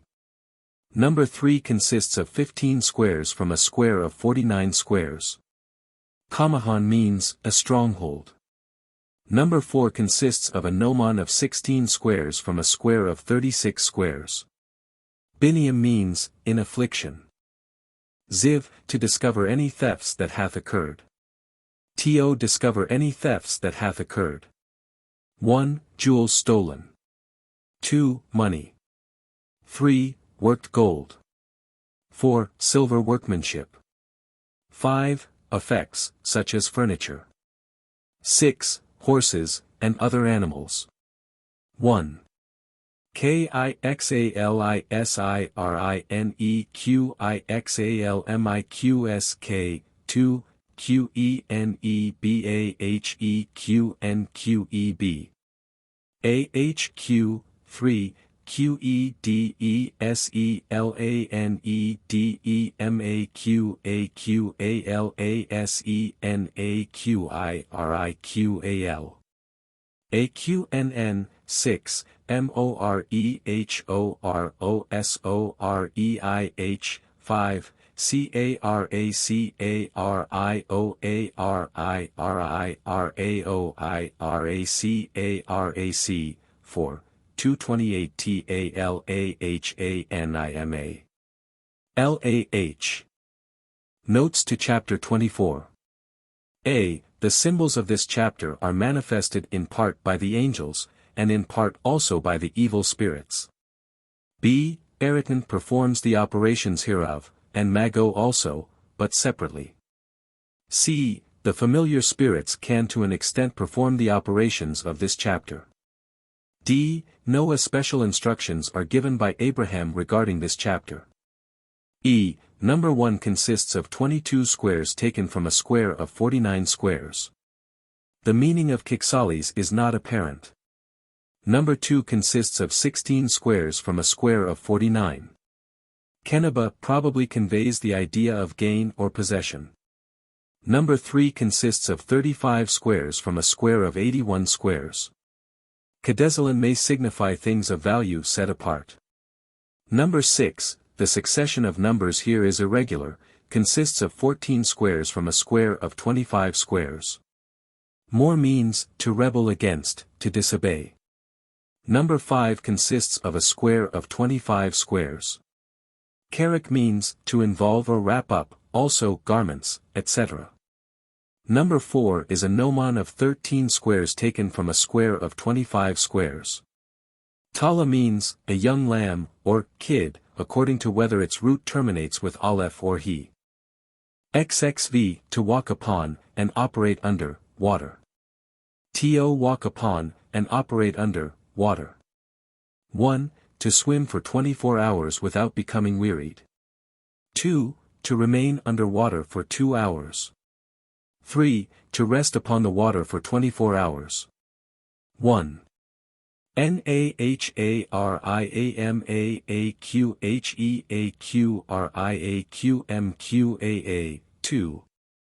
BURNAHELIPHNRITILIAAILITIRNHPALIMORETIPILIMOREHANRUB. 3. MAIAMAIAM. Notes to Chapter 25. A. The symbols of this chapter are manifested only by the angel, or by the guardian angel. B. Abraham does not state to what prince this operation is submitted. C. The familiar spirits cannot well execute the operations of this chapter. D. No special instructions are given by Abraham regarding this chapter. E. Number 1 consists of 23 squares taken from a square of 81 squares. Nahariama means a river of waters. Number 2 is a square of 64 squares. Number 3 is a gnomon of 9 squares from a square of 25 squares. MAAM equals abundant waters such as the sea. XIII to open every kind of lock. 2 open every kind of lock, without a key, and without making any noise. 1 to open doors. 2 to open padlocks. 3 to open larders, or charnel houses. 4 to open strong boxes, or caskets. 5 to open prisons. 1 Sagubagorudobs, 2 Ratokakatoqukr, 3 Baricaaqr. IAQCA, 4 Seqoreqsqorqs, 5 Loharahoshohq. AQQRAHAQOLOSS. Notes to Chapter 26. A. The symbols of this chapter are manifested in part by the angels, and in part also by the evil spirits.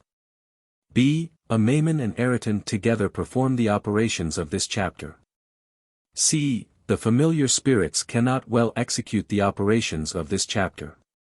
D. Touch the lock you wish to open with the side of the symbol which is written upon, and it will immediately open without noise or injury. When you wish to recluse it, touch it with the side of the symbol not written upon, and it will refasten and shew no trace of having been opened. E. Number 1 consists of 14 squares taken from a square of 25 squares. Sagub signifies exalted or lifted up, as an ancient portcullis might be. Number 2 consists of 13 squares taken from a square of 25 squares. Radik means a confining chain wreathed or fastened round anything. No.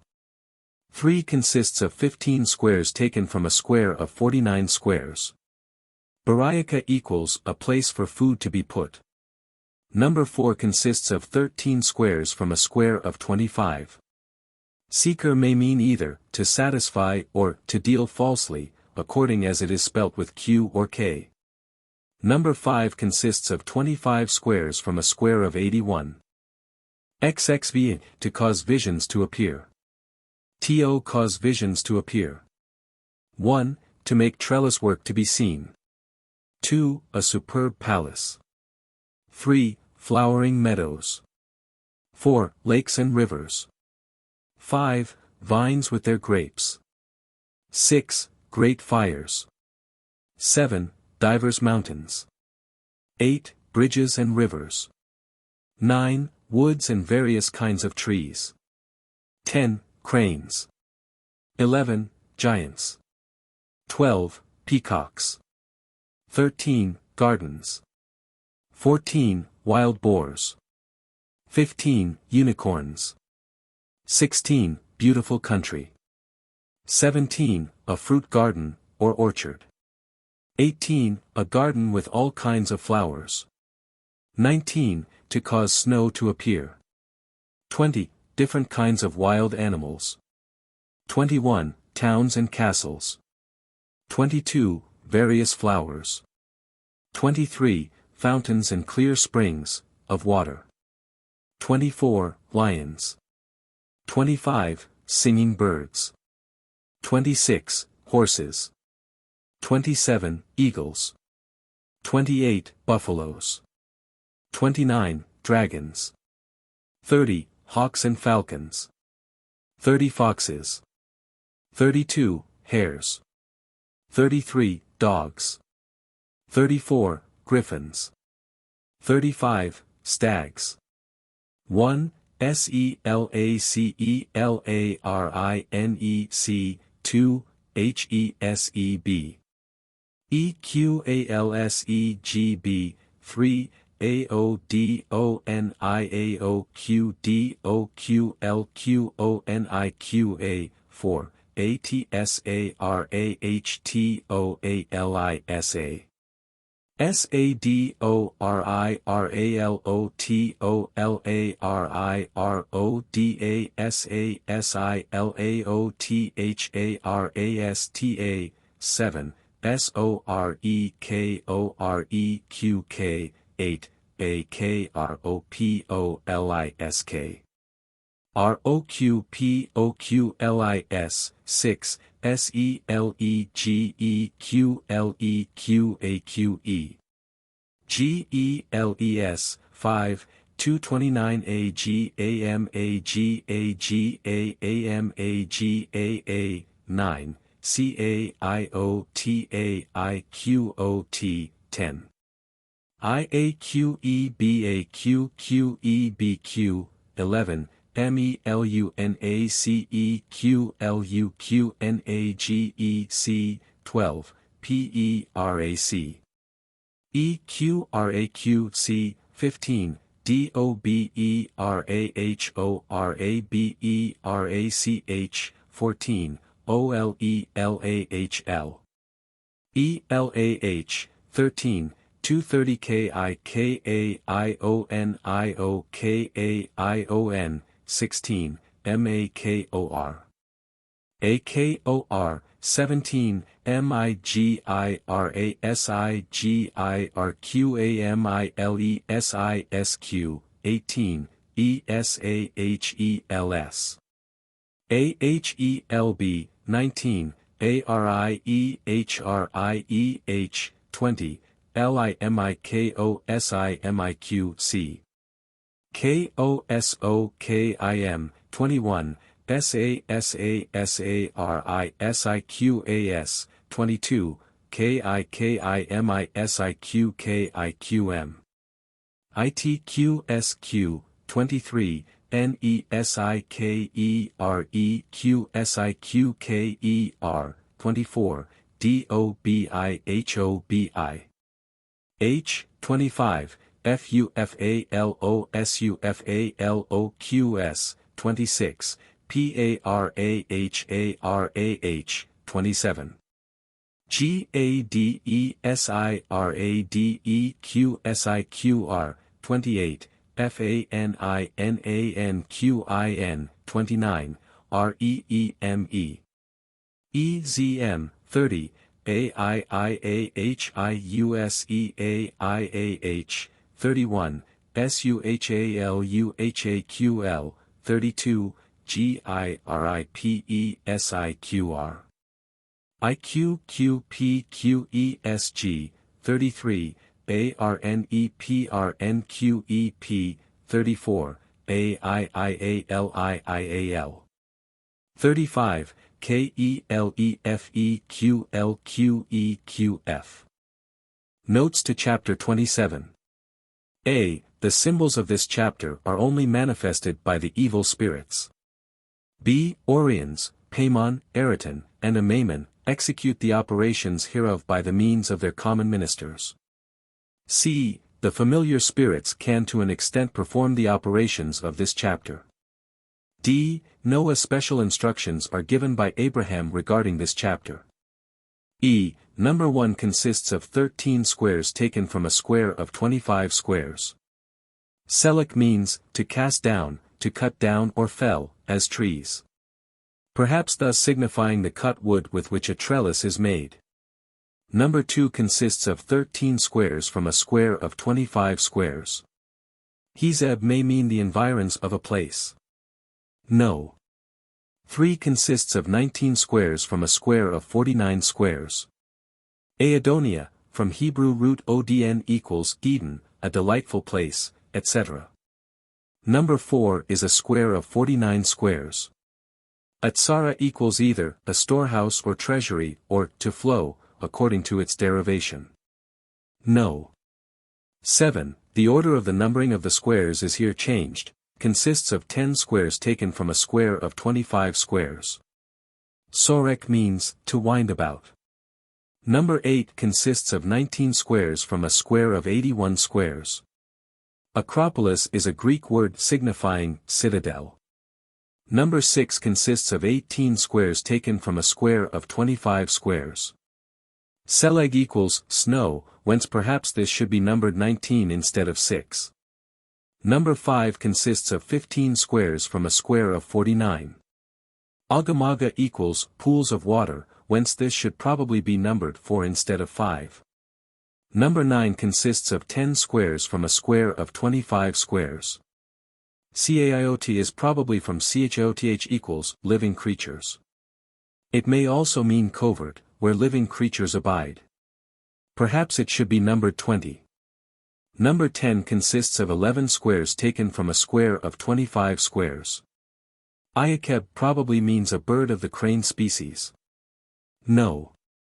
11 consists of 17 squares taken from a square of 49 squares.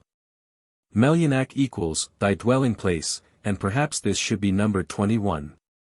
Number 12 consists of 11 squares taken from a square of 25 squares. Parak may mean flowering gardens. Perhaps this should be numbered 13. Number 15 consists of 16 squares taken from a square of 49 squares. Number 14 is a gnomon of 11 squares from a square of 36 squares. Olila may mean horned animals or tusked animals. No. 13 consists of 14 squares taken from a square of 49 squares. Kikayan equals a place where gourds grow. Number 16 is a gnomon of 9 squares taken from a square of 25 squares. Maker equals places digged. No. 17 consists of 21 squares taken from a square of 49 squares. Midras equals a place where productive plants grow. Number 18 consists of 12 squares from a square of 36 squares. Esahel equals rich. Number 19 should probably be numbered 24. It is a gnomon of 9 from a square of 25 squares. Arya equals a lion. Number 20 consists of 19 from a square of 49 squares. Limikos equals savage, animals. Number 21 consists of 13 squares from a square of 25 squares. Sasas probably means horses, and this square should probably be numbered 26 instead of 21. Number 22 consists of 18 squares taken from a square of 49 squares. Kikinis equals thistles, and also some kinds of flowers. No. 23 consists of 15 squares from a square of 49 squares. Nezikar signifies fluids of various kinds. Number 24 consists of 9 squares from a square of 25. Dobi equals a bear, and should evidently be otherwise numbered. No. 25 consists of 14 squares from a square of 49 squares. Number 26 is a gnomon of 9 squares from a square of 25 squares. Para equals a heifer, but also fruit, produce. Number 27 consists of 15 squares from a square of 49. No. 28 consists of 10 squares from a square of 25. Fainan is probably from Bien, and meaning towns and villages, whence this should probably be numbered 21. Number 29 consists of 8 squares from a square of 16. Reem equals unicorns, and also beasts of the beef kind, buffaloes, etc. Perhaps this square answers for 15 as well. Number 30 consists of a gnomon of 13 squares from a square of 25 squares. Aah equals rapacious birds. No. 31 consists of 10 squares from a square of 25. Suhul means a blackish lion, whence this square should be numbered 24 probably. Number 32 consists of 18 squares from a square of 49. Girapes may mean small beasts that run swiftly. No. 33 consists of 10 squares from a square of 25. Arneb should probably be Arneb.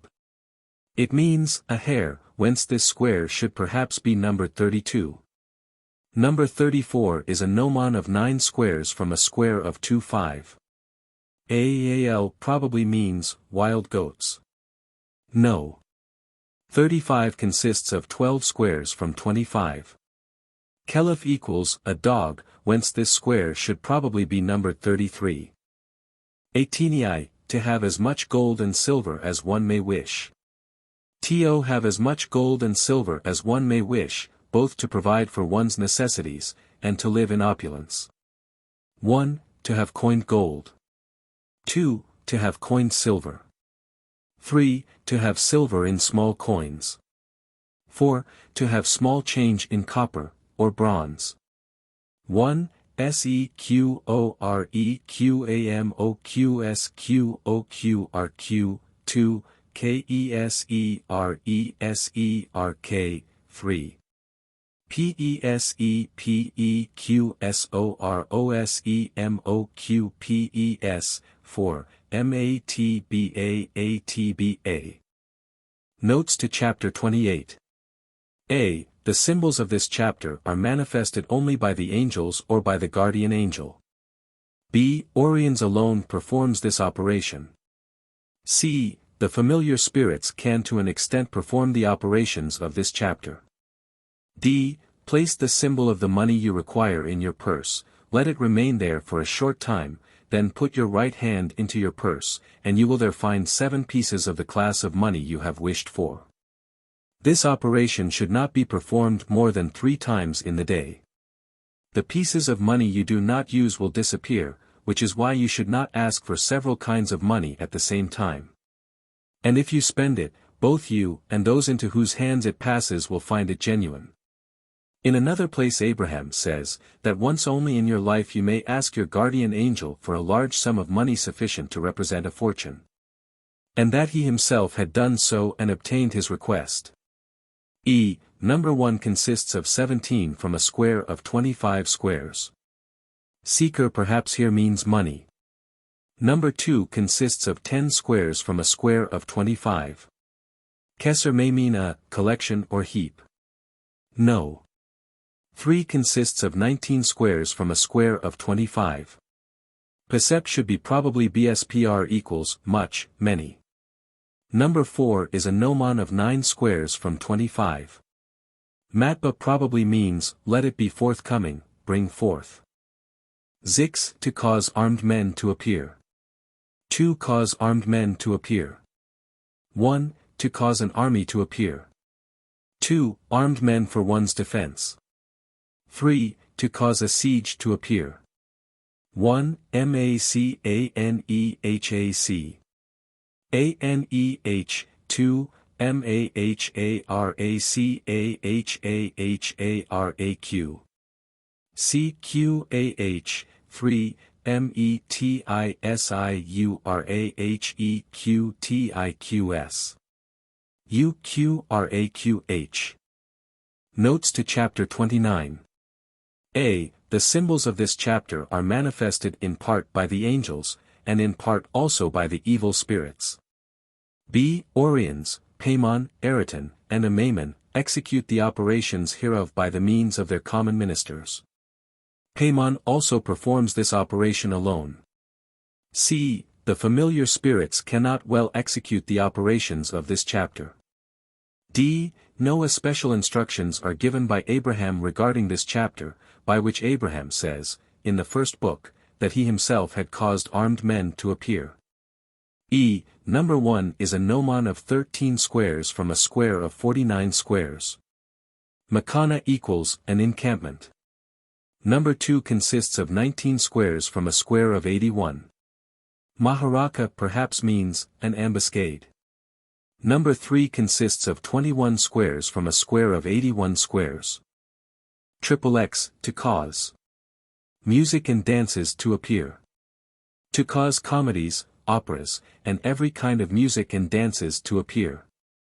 1. To cause all kinds of music to be heard. 2. Music and extravagant balls. 3. For all kinds of instruments to be played. 4. For comedies, farces and operas. 1. NAGINAHAMGGINGGAHQ, 2. MEKOLAHEK. OLAH, 3. N-I-G-I-G-I-N-I-G-I-N end of the 4. MECASEFEPARUSECALASEP 231 Symbols. Notes to Chapter 30. A. The symbols of this chapter are manifested only by the evil spirits. B. Mago performs the operations hereof. C. The familiar spirits can to an extent perform the operations of this chapter. D. No special instructions are given by Abraham regarding this chapter. E. Number 1 consists of 18 squares from a square of 49 squares. Nagina equals a stringed instrument. Number 2 consists of a gnomon of 13 squares from a square of 49 squares. Makola equals singing. Number 3 is a gnomon of 13 squares from a square of 49 squares. Nijijin equals musical instruments, probably. Number 4 consists of 21 squares from a square of 49 squares. Mekasef means enchantment. This finishes the list of symbols set down by Abraham the Jew, the which I have given in their entirety. But I must of my own initiative warn any who may endeavor to use these signs, that unless animated by the purest and best motives they will find them react terribly against them. And that, if the preliminary period of 6 months' preparation advocated by Abra-Melin be not observed, the symbols will be practically worthless in their hands. For, as will be observed, the names in the squares for the most part are simply the statement of the ends desired to be accomplished thereby. Finally, I will quote the following passage from the Key of Solomon the King: Accursed be he who taketh the name of God in vain. Accursed be he who useth this knowledge unto an evil end. Be he accursed in this world and in the world to come. Amen. Be he accursed in the name which he hath blasphemed. Essential remarks upon the foregoing symbols. It is certain that among all the symbols which I have hereinbefore written down there be many which one can employ for evil purposes. And I avow that, at first, I intended not to give them here at all, but thereafter I did make reflection in myself that I was working no evil. For often the secret judgments of God permit disgrace, hindrances, infirmities, and other vexing accidents to happen unto mortals, either to awake them from the lethargy wherein they be sunk so that they recognize not their Creator, or else to give them an opportunity by their afflictions of increasing their merit. And although God can in no way do evil, but always good, nevertheless we cannot deny that occasionally he permitteth the secondary causes to act. Now the executioners and executors of the divine justice be the evil spirits.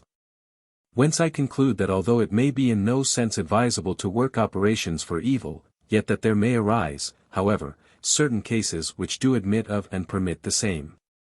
As, for example, when it is necessary to save and defend one's own life, or to avert some great scandal or evil, or to prevent offensive acts which might be done against oneself, or to displease God and hurt one's neighbor, as well as in just wars. And other like cases. Yet it is always best in such instances to govern yourself according to the counsel of your holy guardian angel. I have also written these for the reason that God hath given unto man free will both in merit and demerit. For, further, having finished the operation, if thou shouldest wish, which I pray God not to permit, to operate for evil and to abuse the grace which God hath granted thee, the spirits would be only too ready to give and manifest unto thee the symbols, and will grant willingly unto thee all that thou shalt demand of them.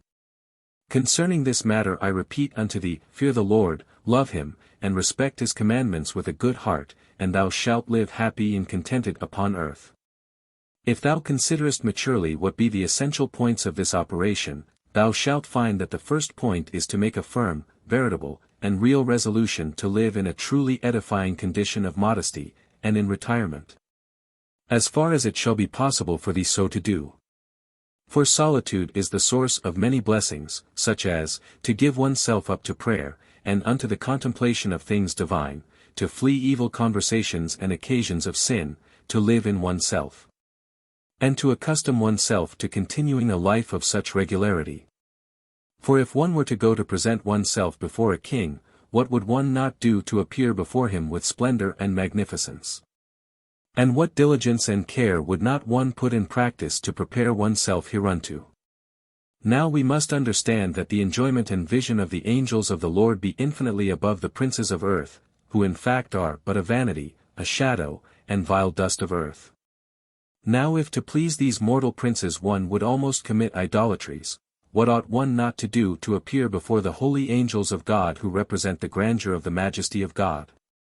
Let each one hold for a thing, sure and certain that the grace which the Lord granteth unto us in giving us this sacred science by the means and intermediation of his holy angels is so great that none can fitly express it. It is certain that having obtained this sacred wisdom thou mayest dispose of it and communicate it unto 3 friends, but thou must not exceed this sacred number of the ternary, for in such case thou wouldest be altogether deprived of it. One of the most meritorious deeds in the sight of the Lord, is to share with one's neighbor the goods which God hath given unto us. Yet must we take note of that which God commanded unto Moses, when he ordered him to give the operation unto Aaron his brother, namely that he should receive as the symbol of an offering 10 golden florins.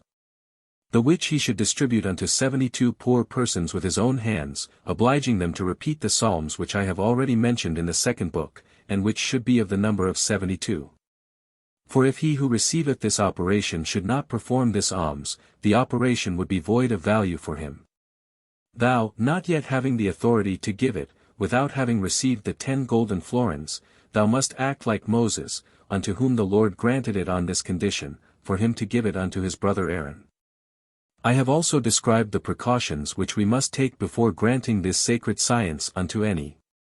And I repeat here that at least 6 months should transpire during which we should frequently test, and seek by conversations to sound, the inclinations of him unto whom we may be willing to give it. So as to know whether he be a reliable person, and also the object for which he demandeth and is anxious to obtain this science. Now shouldest thou perceive that such an one is light and inconstant, and that he hath only vague ideas, and habits and manners which be not good, then shalt thou temporize with him for a time, so as to bring up causes, occasions, or pretexts. So as not to give it unto him, even shouldest thou already have promised it to him. For it is better to undergo the displeasure of a mortal man than that of an eternal God, from whom thou hast received so great a grace. I have, however, myself made trial hereof, for to my great wonderment, once upon a time, when I was thinking that I was putting it to good use in giving it unto a certain person for whom I had great respect, God himself intervened and did not permit my intention to be carried out, for that person began of his own accord to wonder whether the matter were true or no, and he doubted it much, believing that it was a fable, and did not have an entire faith therein. And he made me comprehend by his discourse that he was not such an one as I had thought. Furthermore it happened that he fell dangerously ill, and I in my turn was reprimanded by my angel who blamed me for the choice I had made. The whole machinery of the universe is maintained by faith, and he who believeth not, suffereth the chastisement of his perfidy both in this world and in the next. I could here say much more relating to our own selves, but as thou wilt have to pass under the influence of thy holy guardian angel, thou wilt be sufficiently instructed in his own good time, and by himself, concerning these matters which be both delicate and to be jealously guarded. The evil spirit is so subtle, so keen, and so cunning, that which he cannot obtain at the time of the conjuration, he will seek to have on other occasions in offering thee his services. This is why the very first action to take especially with thy familiar spirits, should be to command them, never to say anything unto thee of themselves, but only to speak when thou shalt interrogate them. Unless it were to warn thee of matters which concern either thine advantage or thine hurt. For if thou dost not limit their liberty of speech they will tell thee so many and so important things, that they will completely overcloud thine understanding, and thou wilt not know what to believe. So that in the confusion of ideas they could make thee prevaricate, and perhaps fall into irretrievable error. Never make thyself to be greatly entreated in any matter wherein thou canst aid and succor thy neighbor, and do not wait until he demandeth assistance from thee, but seek to know to the full his need even though it be concealed. And give him prompt aid. Also trouble not thyself as to whether he be Turk, pagan, or idolater, but do good unto all those who believe in a God. Be especially charitable towards those who are in extreme want, prisoners, or sick, and let thine heart be touched, and succor them generously, for God taketh pleasure in beholding the poor succored. In the 28th chapter, where it is treated of the way to have silver and gold sufficient to supply one's needs on occasion. Thou must know that the quantity of gold or of silver of which thou hast then actually need, will be at once brought unto thee, and thou canst use it for this occasion only. And if thou usest it not within the 24 hours, this sum will disappear and thou wilt no longer be able to avail thyself of it. Think not, however, that this gold is but a fantasy, for if thou effectually expendest it, and dost not endeavor to hoard the same, he who shall receive it from thine hands can enjoy the same and expend it according unto his desire. And the money will be real both for him and for others. For once only mayest thou demand of thine holy angel the amount of gold and of silver which thou shalt judge suitable unto thine estate and conditions. My possessions were few, and I demanded of mine angel 3,000 golden florins, and they were granted unto me. Later I made such good use of the sacred science, and I understood so well how to augment my goods, that at the present time, after having married 3 daughters unto each of whom I gave 100,000 golden florins. As thou wilt see by the testament which I have made, I am leaving in current money more than 1,000,000 golden florins, besides a large quantity of very valuable furniture. Had I been of noble birth I might have demanded much more and have profited less. When any one demanded of me, how have you managed to gain so much? I would reply thereto that it is a fine thing to know by certain knowledge how much such or such a thing is worth here, and how much it is worth elsewhere, that this year, wheat, barley, and other crops, will be cheap in Italy, and dear in France. Etc. Etc., and that commerce well managed, enricheth any one. As for what concerneth the manner of treating and commanding the spirits, it is an easy thing unto whomsoever walketh by the proper paths. And it is a very difficult thing for whomsoever through ignorance submitteth himself unto them. I have heard say that there be some men who pass for being famous herein, such as a certain blind man Dacquely, a certain Burley, a Peter de Bano, and many others. Ah! How many of them do but deceive themselves? I do not say that these men did not perform extraordinary things. But it is necessary to note their manner of working, for their science is imperfect, and their authority proceedeth not from God by the intermediation of his holy angels, but proceedeth directly from express pacts made with the devil. And acteth, by means of consecrated books full of thousands of diabolical conjurations and impious exorcisms. In one word, things which be contrary unto the commandments of God and the peace of men. And with all this their operations be destined for certain times and hours, and finally the demon carrieth away with him their miserable souls, which thing arriveth only too often. And yet it is the science of these persons which causeth them to pass for famous wise men. In the first book I have made mention of those whom I had encountered in my journeyings in Europe. The true commandment is that which dependeth from God, and in which there is no dependence placed on any spirit imaginable, for in employing them, if you make unto them the least submission, the slightest prayer, or honor, you are rendering yourselves their slaves, and they are in no way submitted unto you. The spirits have so great knowledge that they comprehend very well by our actions what dispositions we have, and understand our inclinations, so that from the very beginning they prepare the way to make us to fail. If they know that a man is inclined unto vanity and pride, they will humiliate themselves before him, and push that humility unto excess, and even unto idolatry, and this man will glory herein and become intoxicated with conceit. And the matter will not end without his commanding them some pernicious thing of such a nature that ultimately thenceform will be derived that sin which will make the man the slave of the demon. Another man will be easily accessible to avarice, and then if he take not heed the malignant spirits will propose unto him thousands of ways of accumulating wealth, and of rendering himself rich by indirect and unjust ways and means. Whence total restitution is afterwards difficult and even impossible, so that he who is in such case findeth himself ever the slave of the spirits. Another will be a man of letters. The spirits will inspire him with presumption, and he will then believe himself to be wiser even than the prophets. Furthermore, they will endeavor to lead him astray in subtle points in matters appertaining unto God. And will make that man fall into 1,000 errors, the which afterwards when he wisheth to support he will very frequently deny God, and his high mysteries. The causes and matters whereof, the spirits, will make use to cause a man to waver are infinite, especially when the man attempteth to make them submit to his commands.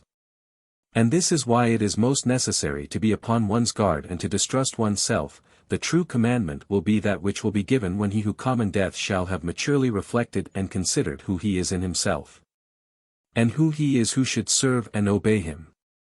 And if a mortal man not having on his side the support of the power and will of the Lord shall have sufficient force to command the spirits and to constrain them to obey him, they, namely, who have the same virtue and power, which God hath granted unto them, they having lost nothing hereof, and they also being spirits from God and herein differing from thee who art drawn from the mire, as gold is from lead. And that their sin is notorious, for the which they were chased from heaven. Figure also unto thyself, that a spirit which of his own nature is all vanity, would not be likely to submit himself unto thee without a superior force, compelling him, neither would he wish to obey thee nor to serve thee. He who shall reflect and reason upon these particulars will know that all things come unto us from God, and that it is he who wisheth and commandeth that the evil spirits should be submitted unto us. If then all things depend from the Lord, upon whom wilt thou, O man, base thyself so as to be capable of thyself, alone, to dominate the spirits? It is certain that such an enterprise cannot succeed without the loss of thine own soul. Then it is by the virtue of that God who hath submitted them under thy feet, that thou shalt command them, as will be precisely ordained unto thee by thy holy angel. Donec ponem inimicos tuos scabellum pedum turum. Until I shall make thy foes thy footstool. Also do not familiarize thyself with them, for they be not little pet dogs. Adopt a serious tone and an air of authority, make them obey thee, and be well ware of accepting the least offer which they shall make unto thee of themselves. And treat them as their master, also without occasion thou shalt never molest them, and order them to execute thy commands from point to point without adding or diminishing in any way imaginable. And when thou canst employ inferior spirits, in a matter, thou shalt in no way make thy requests unto the superiors. Also seeing that all have not the same powers, thou shalt take heed not to command unto one spirit, a thing appertaining unto the office of another. And because it would be impossible for me to here write down in full the quality, virtue, and office of each spirit, thou shouldest search this out for thyself and sharpen thy faculties. And in the first demand which thou shalt make unto the 4 spirits, who are the supreme princes, and unto the 8 sub-princes, thou shalt demand the most skilful of the spirits, of whom thou shalt make a register for convenience of the practice which I describe unto thee in this 3rd book, where also thou wilt find the symbols of many spirits. But seeing that the subjects of various erring humours, of mind, and other occasions which arise daily be diverse, each man will procure for himself those spirits, which be of his nature and genius and fit for that wherein thou wouldest employ them. And when thou shalt find an extreme resistance unto operating, on the part of any spirit, after that thou shalt have given him the necessary instructions, and that he cannot execute that which thou hast commanded him, in such case thou shalt convoke the superior spirits and demand of them others which may be better capable of serving thee in thy need. And in all cases thou shalt avail thyself of the power and command of thy holy angel. Keep ever continually before thine eyes the fear of God, and seek to obey his commandments, and those of thy holy angel, ever retain in thine heart his holy instructions. Never submit thyself unto the evil spirits in the slightest degree, even should it seem to be to thine own advantage and unto that of thy neighbor, so to do. For the rest, be certain that they will obey thee so perfectly and really, that there will be no operation however great or difficult it may be, that thou shalt not bring unto a glorious termination, the which I myself also have done. As regardeth the service which thou shouldest render unto thy neighbor in his necessities, thou shouldest perform it with zeal, and in no sense wait for him to ask it of thee, and seek also to comprehend his needs unto the uttermost, so as to be able to take sound action therein. Thou shalt take heed to succor the infirm and the sick and to work for their healing, and see that thou dost not good works to attract praises and to make thyself talked of in the world. Also thou mayest make semblance of performing thy cures, by prayers, or by ordinary remedies, or by the recital of some psalm, or by other like means. Thou shouldest be especially circumspect not to discover the like matters unto reigning princes, and in this particular thou shalt do nothing without consulting thy good angel. For there is a certain generation which is never contented, and besides that which ariseth from simple curiosity, these princes regard such action as a duty and obligation. Also it is a certain fact that he who possesseth this sacred magic, hath no need whatever of them. Further they are naturally inclined to ask of thee always things prejudicial, the which if granted by thee would offend the Lord, and if not they become your declared enemies. Now my opinion, is that it would be always preferable, to render them what services you can from a distance. There is nothing which is so pleasing unto the angels as to demand knowledge from them, and for my part one think there is no greater pleasure than that of becoming wise when one learneth from such masters. I both have exhorted, and do exhort unto a solitary life, which is the source of all good. It is true that it is difficult to accustom oneself thereunto. But once thou shalt have obtained the sacred science and magic, the love for retirement will come unto thee of thine own accord, and thou wilt voluntarily shun the commerce with and conversation of men. For the pleasure and contentment thou wilt enjoy when thou shalt be the possessor of this science will be so great that thou wilt despise all amusements, excursions, riches, and every other thing however attractive such may be. For once only will it be permissible to obtain property and goods proportionate unto thy degree and estate. The which afterwards are to be used by spending them liberally for thine own needs and those of thy neighbor, sharing with him in his necessity the good things which God shall have given unto thee. For he who should employ these for evil ends shall render himself incapable of obtaining from God any other grace and benefit. The child which one should choose for greater surety and success in the acquisition of this sacred science should be born of a legitimate marriage, and its father and mother should be also legitimate. It should be from 6 to 7 years of age, vivacious, and witty. It should have a clear speech and pronounce well. Thou shalt prepare it some time before commencing the operation and have it ready when the time requireth. I myself am of opinion that there should be 2 children, in case of any accident which might happen, through sickness, or death, or other like hindrance. Thou shalt gain it over to thee by giving it puerile things to amuse it, and have it ready when necessary, but in no way tell it anything of what it is to serve for, so that if it be questioned by its parents it can tell them nothing. And if it be a well-behaved child, it is all the better.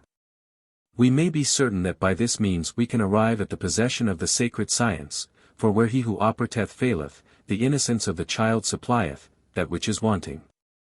And the holy angels are much pleased with its purity. We should not admit women into this operation. All the clothes and other things which have been used during the period of the 6 moons, ye should preserve, if you intend to continue in the same house wherein thou hast performed the operation, because they be always good. But if thou dost not intend to use them more, nor yet the oratory, thou shalt burn them all, and bury the ashes in a secret place. It is now necessary to give unto thee a little light, and declare unto thee the quality and value of the spirits, and in what thou canst exactly employ them with surety of success. Thou must however take note that each spirit hath a great quantity of inferior spirits which be submitted unto him. Also I wish to say that as regardeth things base, vile, and of little importance the superior spirit will not execute them, but will cause them to be executed by his inferiors with all punctuality. And this mattereth not unto him who operateth provided that his commands be fulfilled, and that he be punctually obeyed. The order of the first hierarchy. Seraphim, cherubim, thrones. The spirits of the seraphim serve to make thee respected and loved for works of charity, for that which regardeth honors and other similar things. In matters of great importance they themselves act. But for matters base and carnal, it is their subjects who do serve and operate. The order of the second hierarchy. Dominions, virtues, and powers. The property of the dominions is to dominate, to procure liberty, to vanquish enemies. To give authority over princes, and over all kinds of persons, even ecclesiastics. The virtues are proper to give strength and force in all matters whether of war or peace. And in all operations concerning the health of men, and in all maladies for which the fatal hour hath not yet been written. The powers have the dominion over all the inferior spirits. And this is why they can serve in all things in general, good or evil, and they are devoted unto all things in general, good or evil, and they be straight and right in execution, very punctual, very prompt and exact in their operations. The order of the third hierarchy.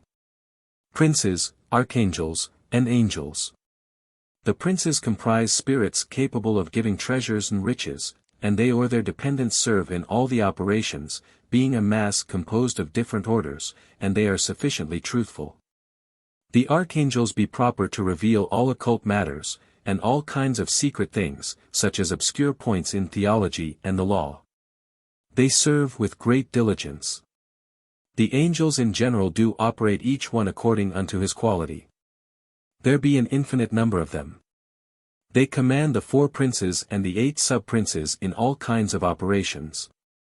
These latter having taken their oath, observe that which they have promised, provided that the operation one demandeth of them be in their power.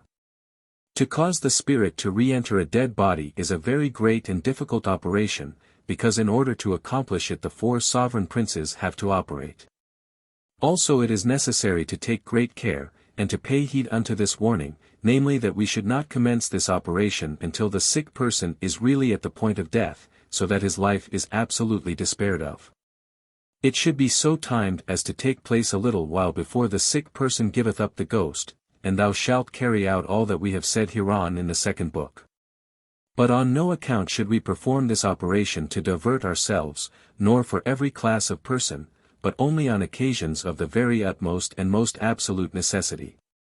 This operation I myself have performed but twice in my life, namely once for the Duke of Saxonia, and on another occasion in the case of a lady whom the Emperor Sigismund loved passionately. The familiar spirits are very prompt, and they are able to execute in most minute detail all matters of a mechanical nature, with the which therefore it is well to occupy them, as in historical painting, in making statues, clocks, weapons, and other like matters, also in chemistry, and in causing them to carry out commercial and business transactions under the form of other persons, in making them transport merchandise and other goods from one place to another.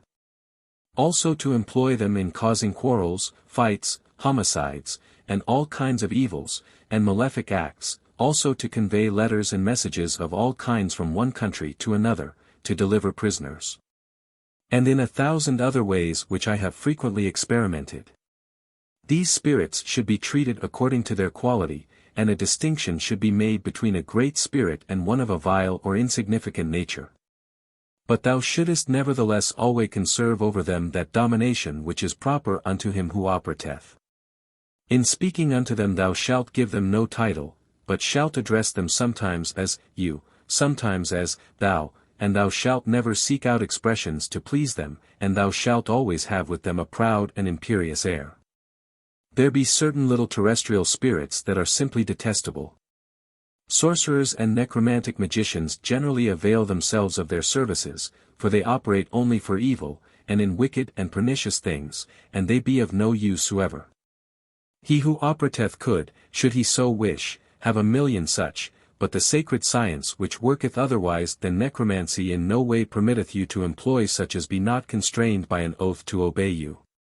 All that hath hitherto been said and laid down should suffice, and it is in no wise to be doubted that he who executeth all these matters from point to point, and who shall have the right intention to use this sacred science unto the honor and glory of God Almighty for his own good, and for that of his neighbor, shall arrive with ease at the possession thereof. And even matters the most difficult shall appear easy unto him. But human nature is so depraved and corrupted, and so different from that which the Lord hath created, that few persons, if any, do walk in the right way. And it is so easy to prevaricate, and so difficult not to fall in an operation which demandeth the whole soul of a man in its entirety. And in order not to intimidate in any way him who shall resolve to undertake this operation, I am about here to set down in writing the difficulties, temptations, and hindrances which will be caused him by his own relatives. And all this will be occasioned by the evil spirits so as to avoid having to submit themselves, and humiliate themselves, and subject themselves unto man, their greatest enemy. Seeing that they behold him in powerful condition arriving at the enjoyment of that eternal glory which they themselves have foolishly lost. And their rage is so great and their grief so poignant, that there is in the world no evil which they be not ready to work, if God were to permit them, they being always attracted by the idea of the destruction of the human race. Therefore is it necessary to take courage and make a constant resolution to resist in all things with intrepidity, and to earnestly desire to obtain from God so great a grace in despite of men and of the demon. Also beforehand thou shouldest arrange thine affairs in such wise that they can in no way hinder thee, nor bring thee any disquietude in the period of the 6 moons. During which time there will occur the greatest possible attempts at assault and damage unto thee which the keen and subtle enemy will bring to bear upon thee. He will cause thee to come in contact with evil books, and wicked persons, who by diabolic methods and tricks will seek to turn thee aside from this enterprise, even though it be already commenced. By bringing before thee matters which in appearance will seem of the greatest importance, but which really be only built up on false, and evil, foundations. To such annoying accidents thou shouldest steadily oppose thyself, by following out carefully the ample instructions which I have given thee. Thus banishing them from thee with calmness and tranquillity so as to give no chance to the enemy of exercising his fraudulent tricks to interrupt thee. Thy relations also, astonished at thy manner of life and thy retirement, will make every effort to attempt to find out the reasons thereof. It will be necessary to satisfy them by words full of affection, and to make them think that time which engendereth change, also causeth men who are not altogether ignorant persons to resolve at times to live by themselves. This hath been the cause why so great a number of good and learned men have retired into desert places. So that being separated from their own relatives and from the world they might live tranquilly in prayer and orisons to render themselves more worthy to obtain through the grace of the Lord a gift so great and so perfect. I further approve of thy possessing a Bible in the vulgar language, and also the Psalms of David, for thine own use. Some person may here reply, I understand the Latin, and I have no need of the common language. I answer him that when we pray we ought not in any way to embarrass the mind by having to interpret the Psalms, for at such a moment we should be as much united as possible to God. And even the Psalms being in the vulgar tongue, when one readeth them they imprint themselves better on the memory. And this is the true manner of particular prayer, if the person praying be illiterate, for in saying the Psalms in Latin he would not know what he was asking of God. In these 3 books we shall not find the slightest thing which hath not a true and necessary foundation. And we should take the greatest care, and keep ourselves as we would from a deadly poison, from commencing this operation at all, if we have not made a firm resolution to carry it through unto the end. Because, in the contrary case, some notable evil would befall him who had, carelessly, commenced the operation, and who would then only too well comprehend that we may not make a mock of the Lord. Should it happen that God by his will and commandment should visit thee and afflict thee with some malady which should render thee incapable of finishing the operation according unto thy wish, thou having already commenced it, then shouldest thou like an obedient servant submit thyself humbly unto his holy will and commandment, reserving his grace unto the time pleasing unto his divine majesty to grant it thee. And thou shalt cease from thine operation, so as to finish it on another more favorable occasion, and meanwhile thou shalt devote thyself unto the cure of thy body. And such a case ought in no way to afflict thee, for the secrets of God are impenetrable, and he performeth, permitteth, and operateth all things for the best and for our good, although it may be not understanded of us. Hereinafter will I set down the key of this operation, which is the only thing which facilitateth this operation to enjoy the vision of the holy angels. By placing the symbols given hereafter upon the brow of the child and of him who performeth the operation, as I have said in the first book, to which one can easily refer. I will say even as much as this, that out of 100 scarcely 5 or 6 persons can attain unto the possession of this sacred magic without this key, for reasons which one can in no way disclose. Also we should repeat the Psalm 6.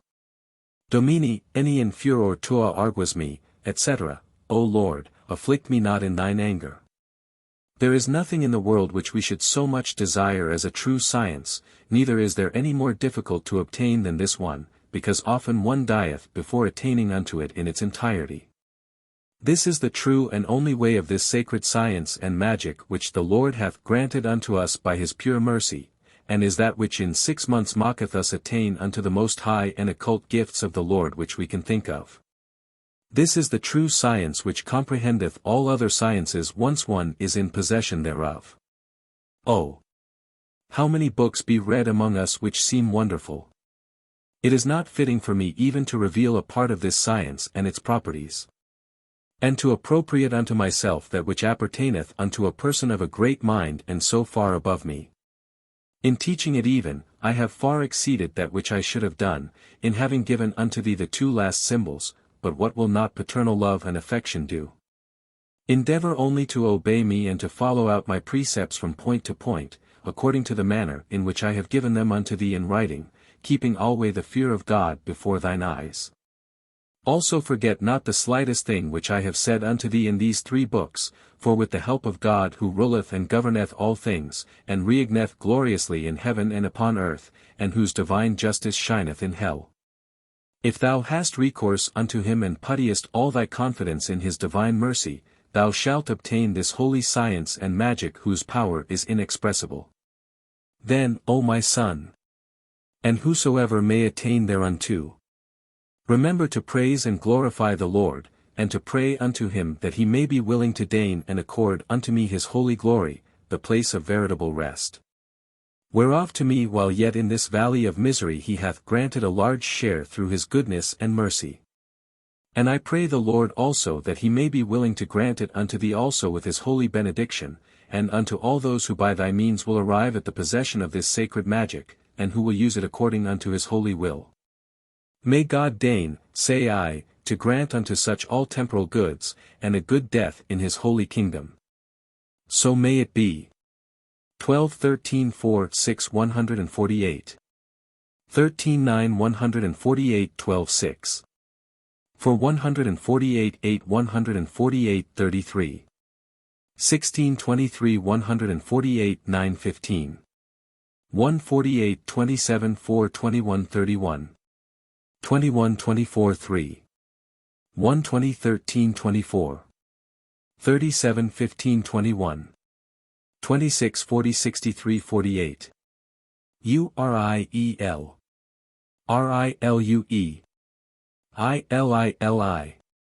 EULIR. LEIRU. ADA. M. DARA. ARAD. MADA. HOMO. END. Note, the above set of 4 squares evidently represent the symbols already referred to in the 2nd book, chapter 20, and in the concluding pages of this 3rd book, as being those to be placed on the head of the operator and of the child during the angelic invocation. The name Uriel for the former, the name Adam for the latter. But evidently, also, the squares of numbers above are intended as the reverse sides of the 2 lower ones. The Latin word homo is the translation of Adam in the sense of man. The squares of numbers are not of the ordinary magical class. The end.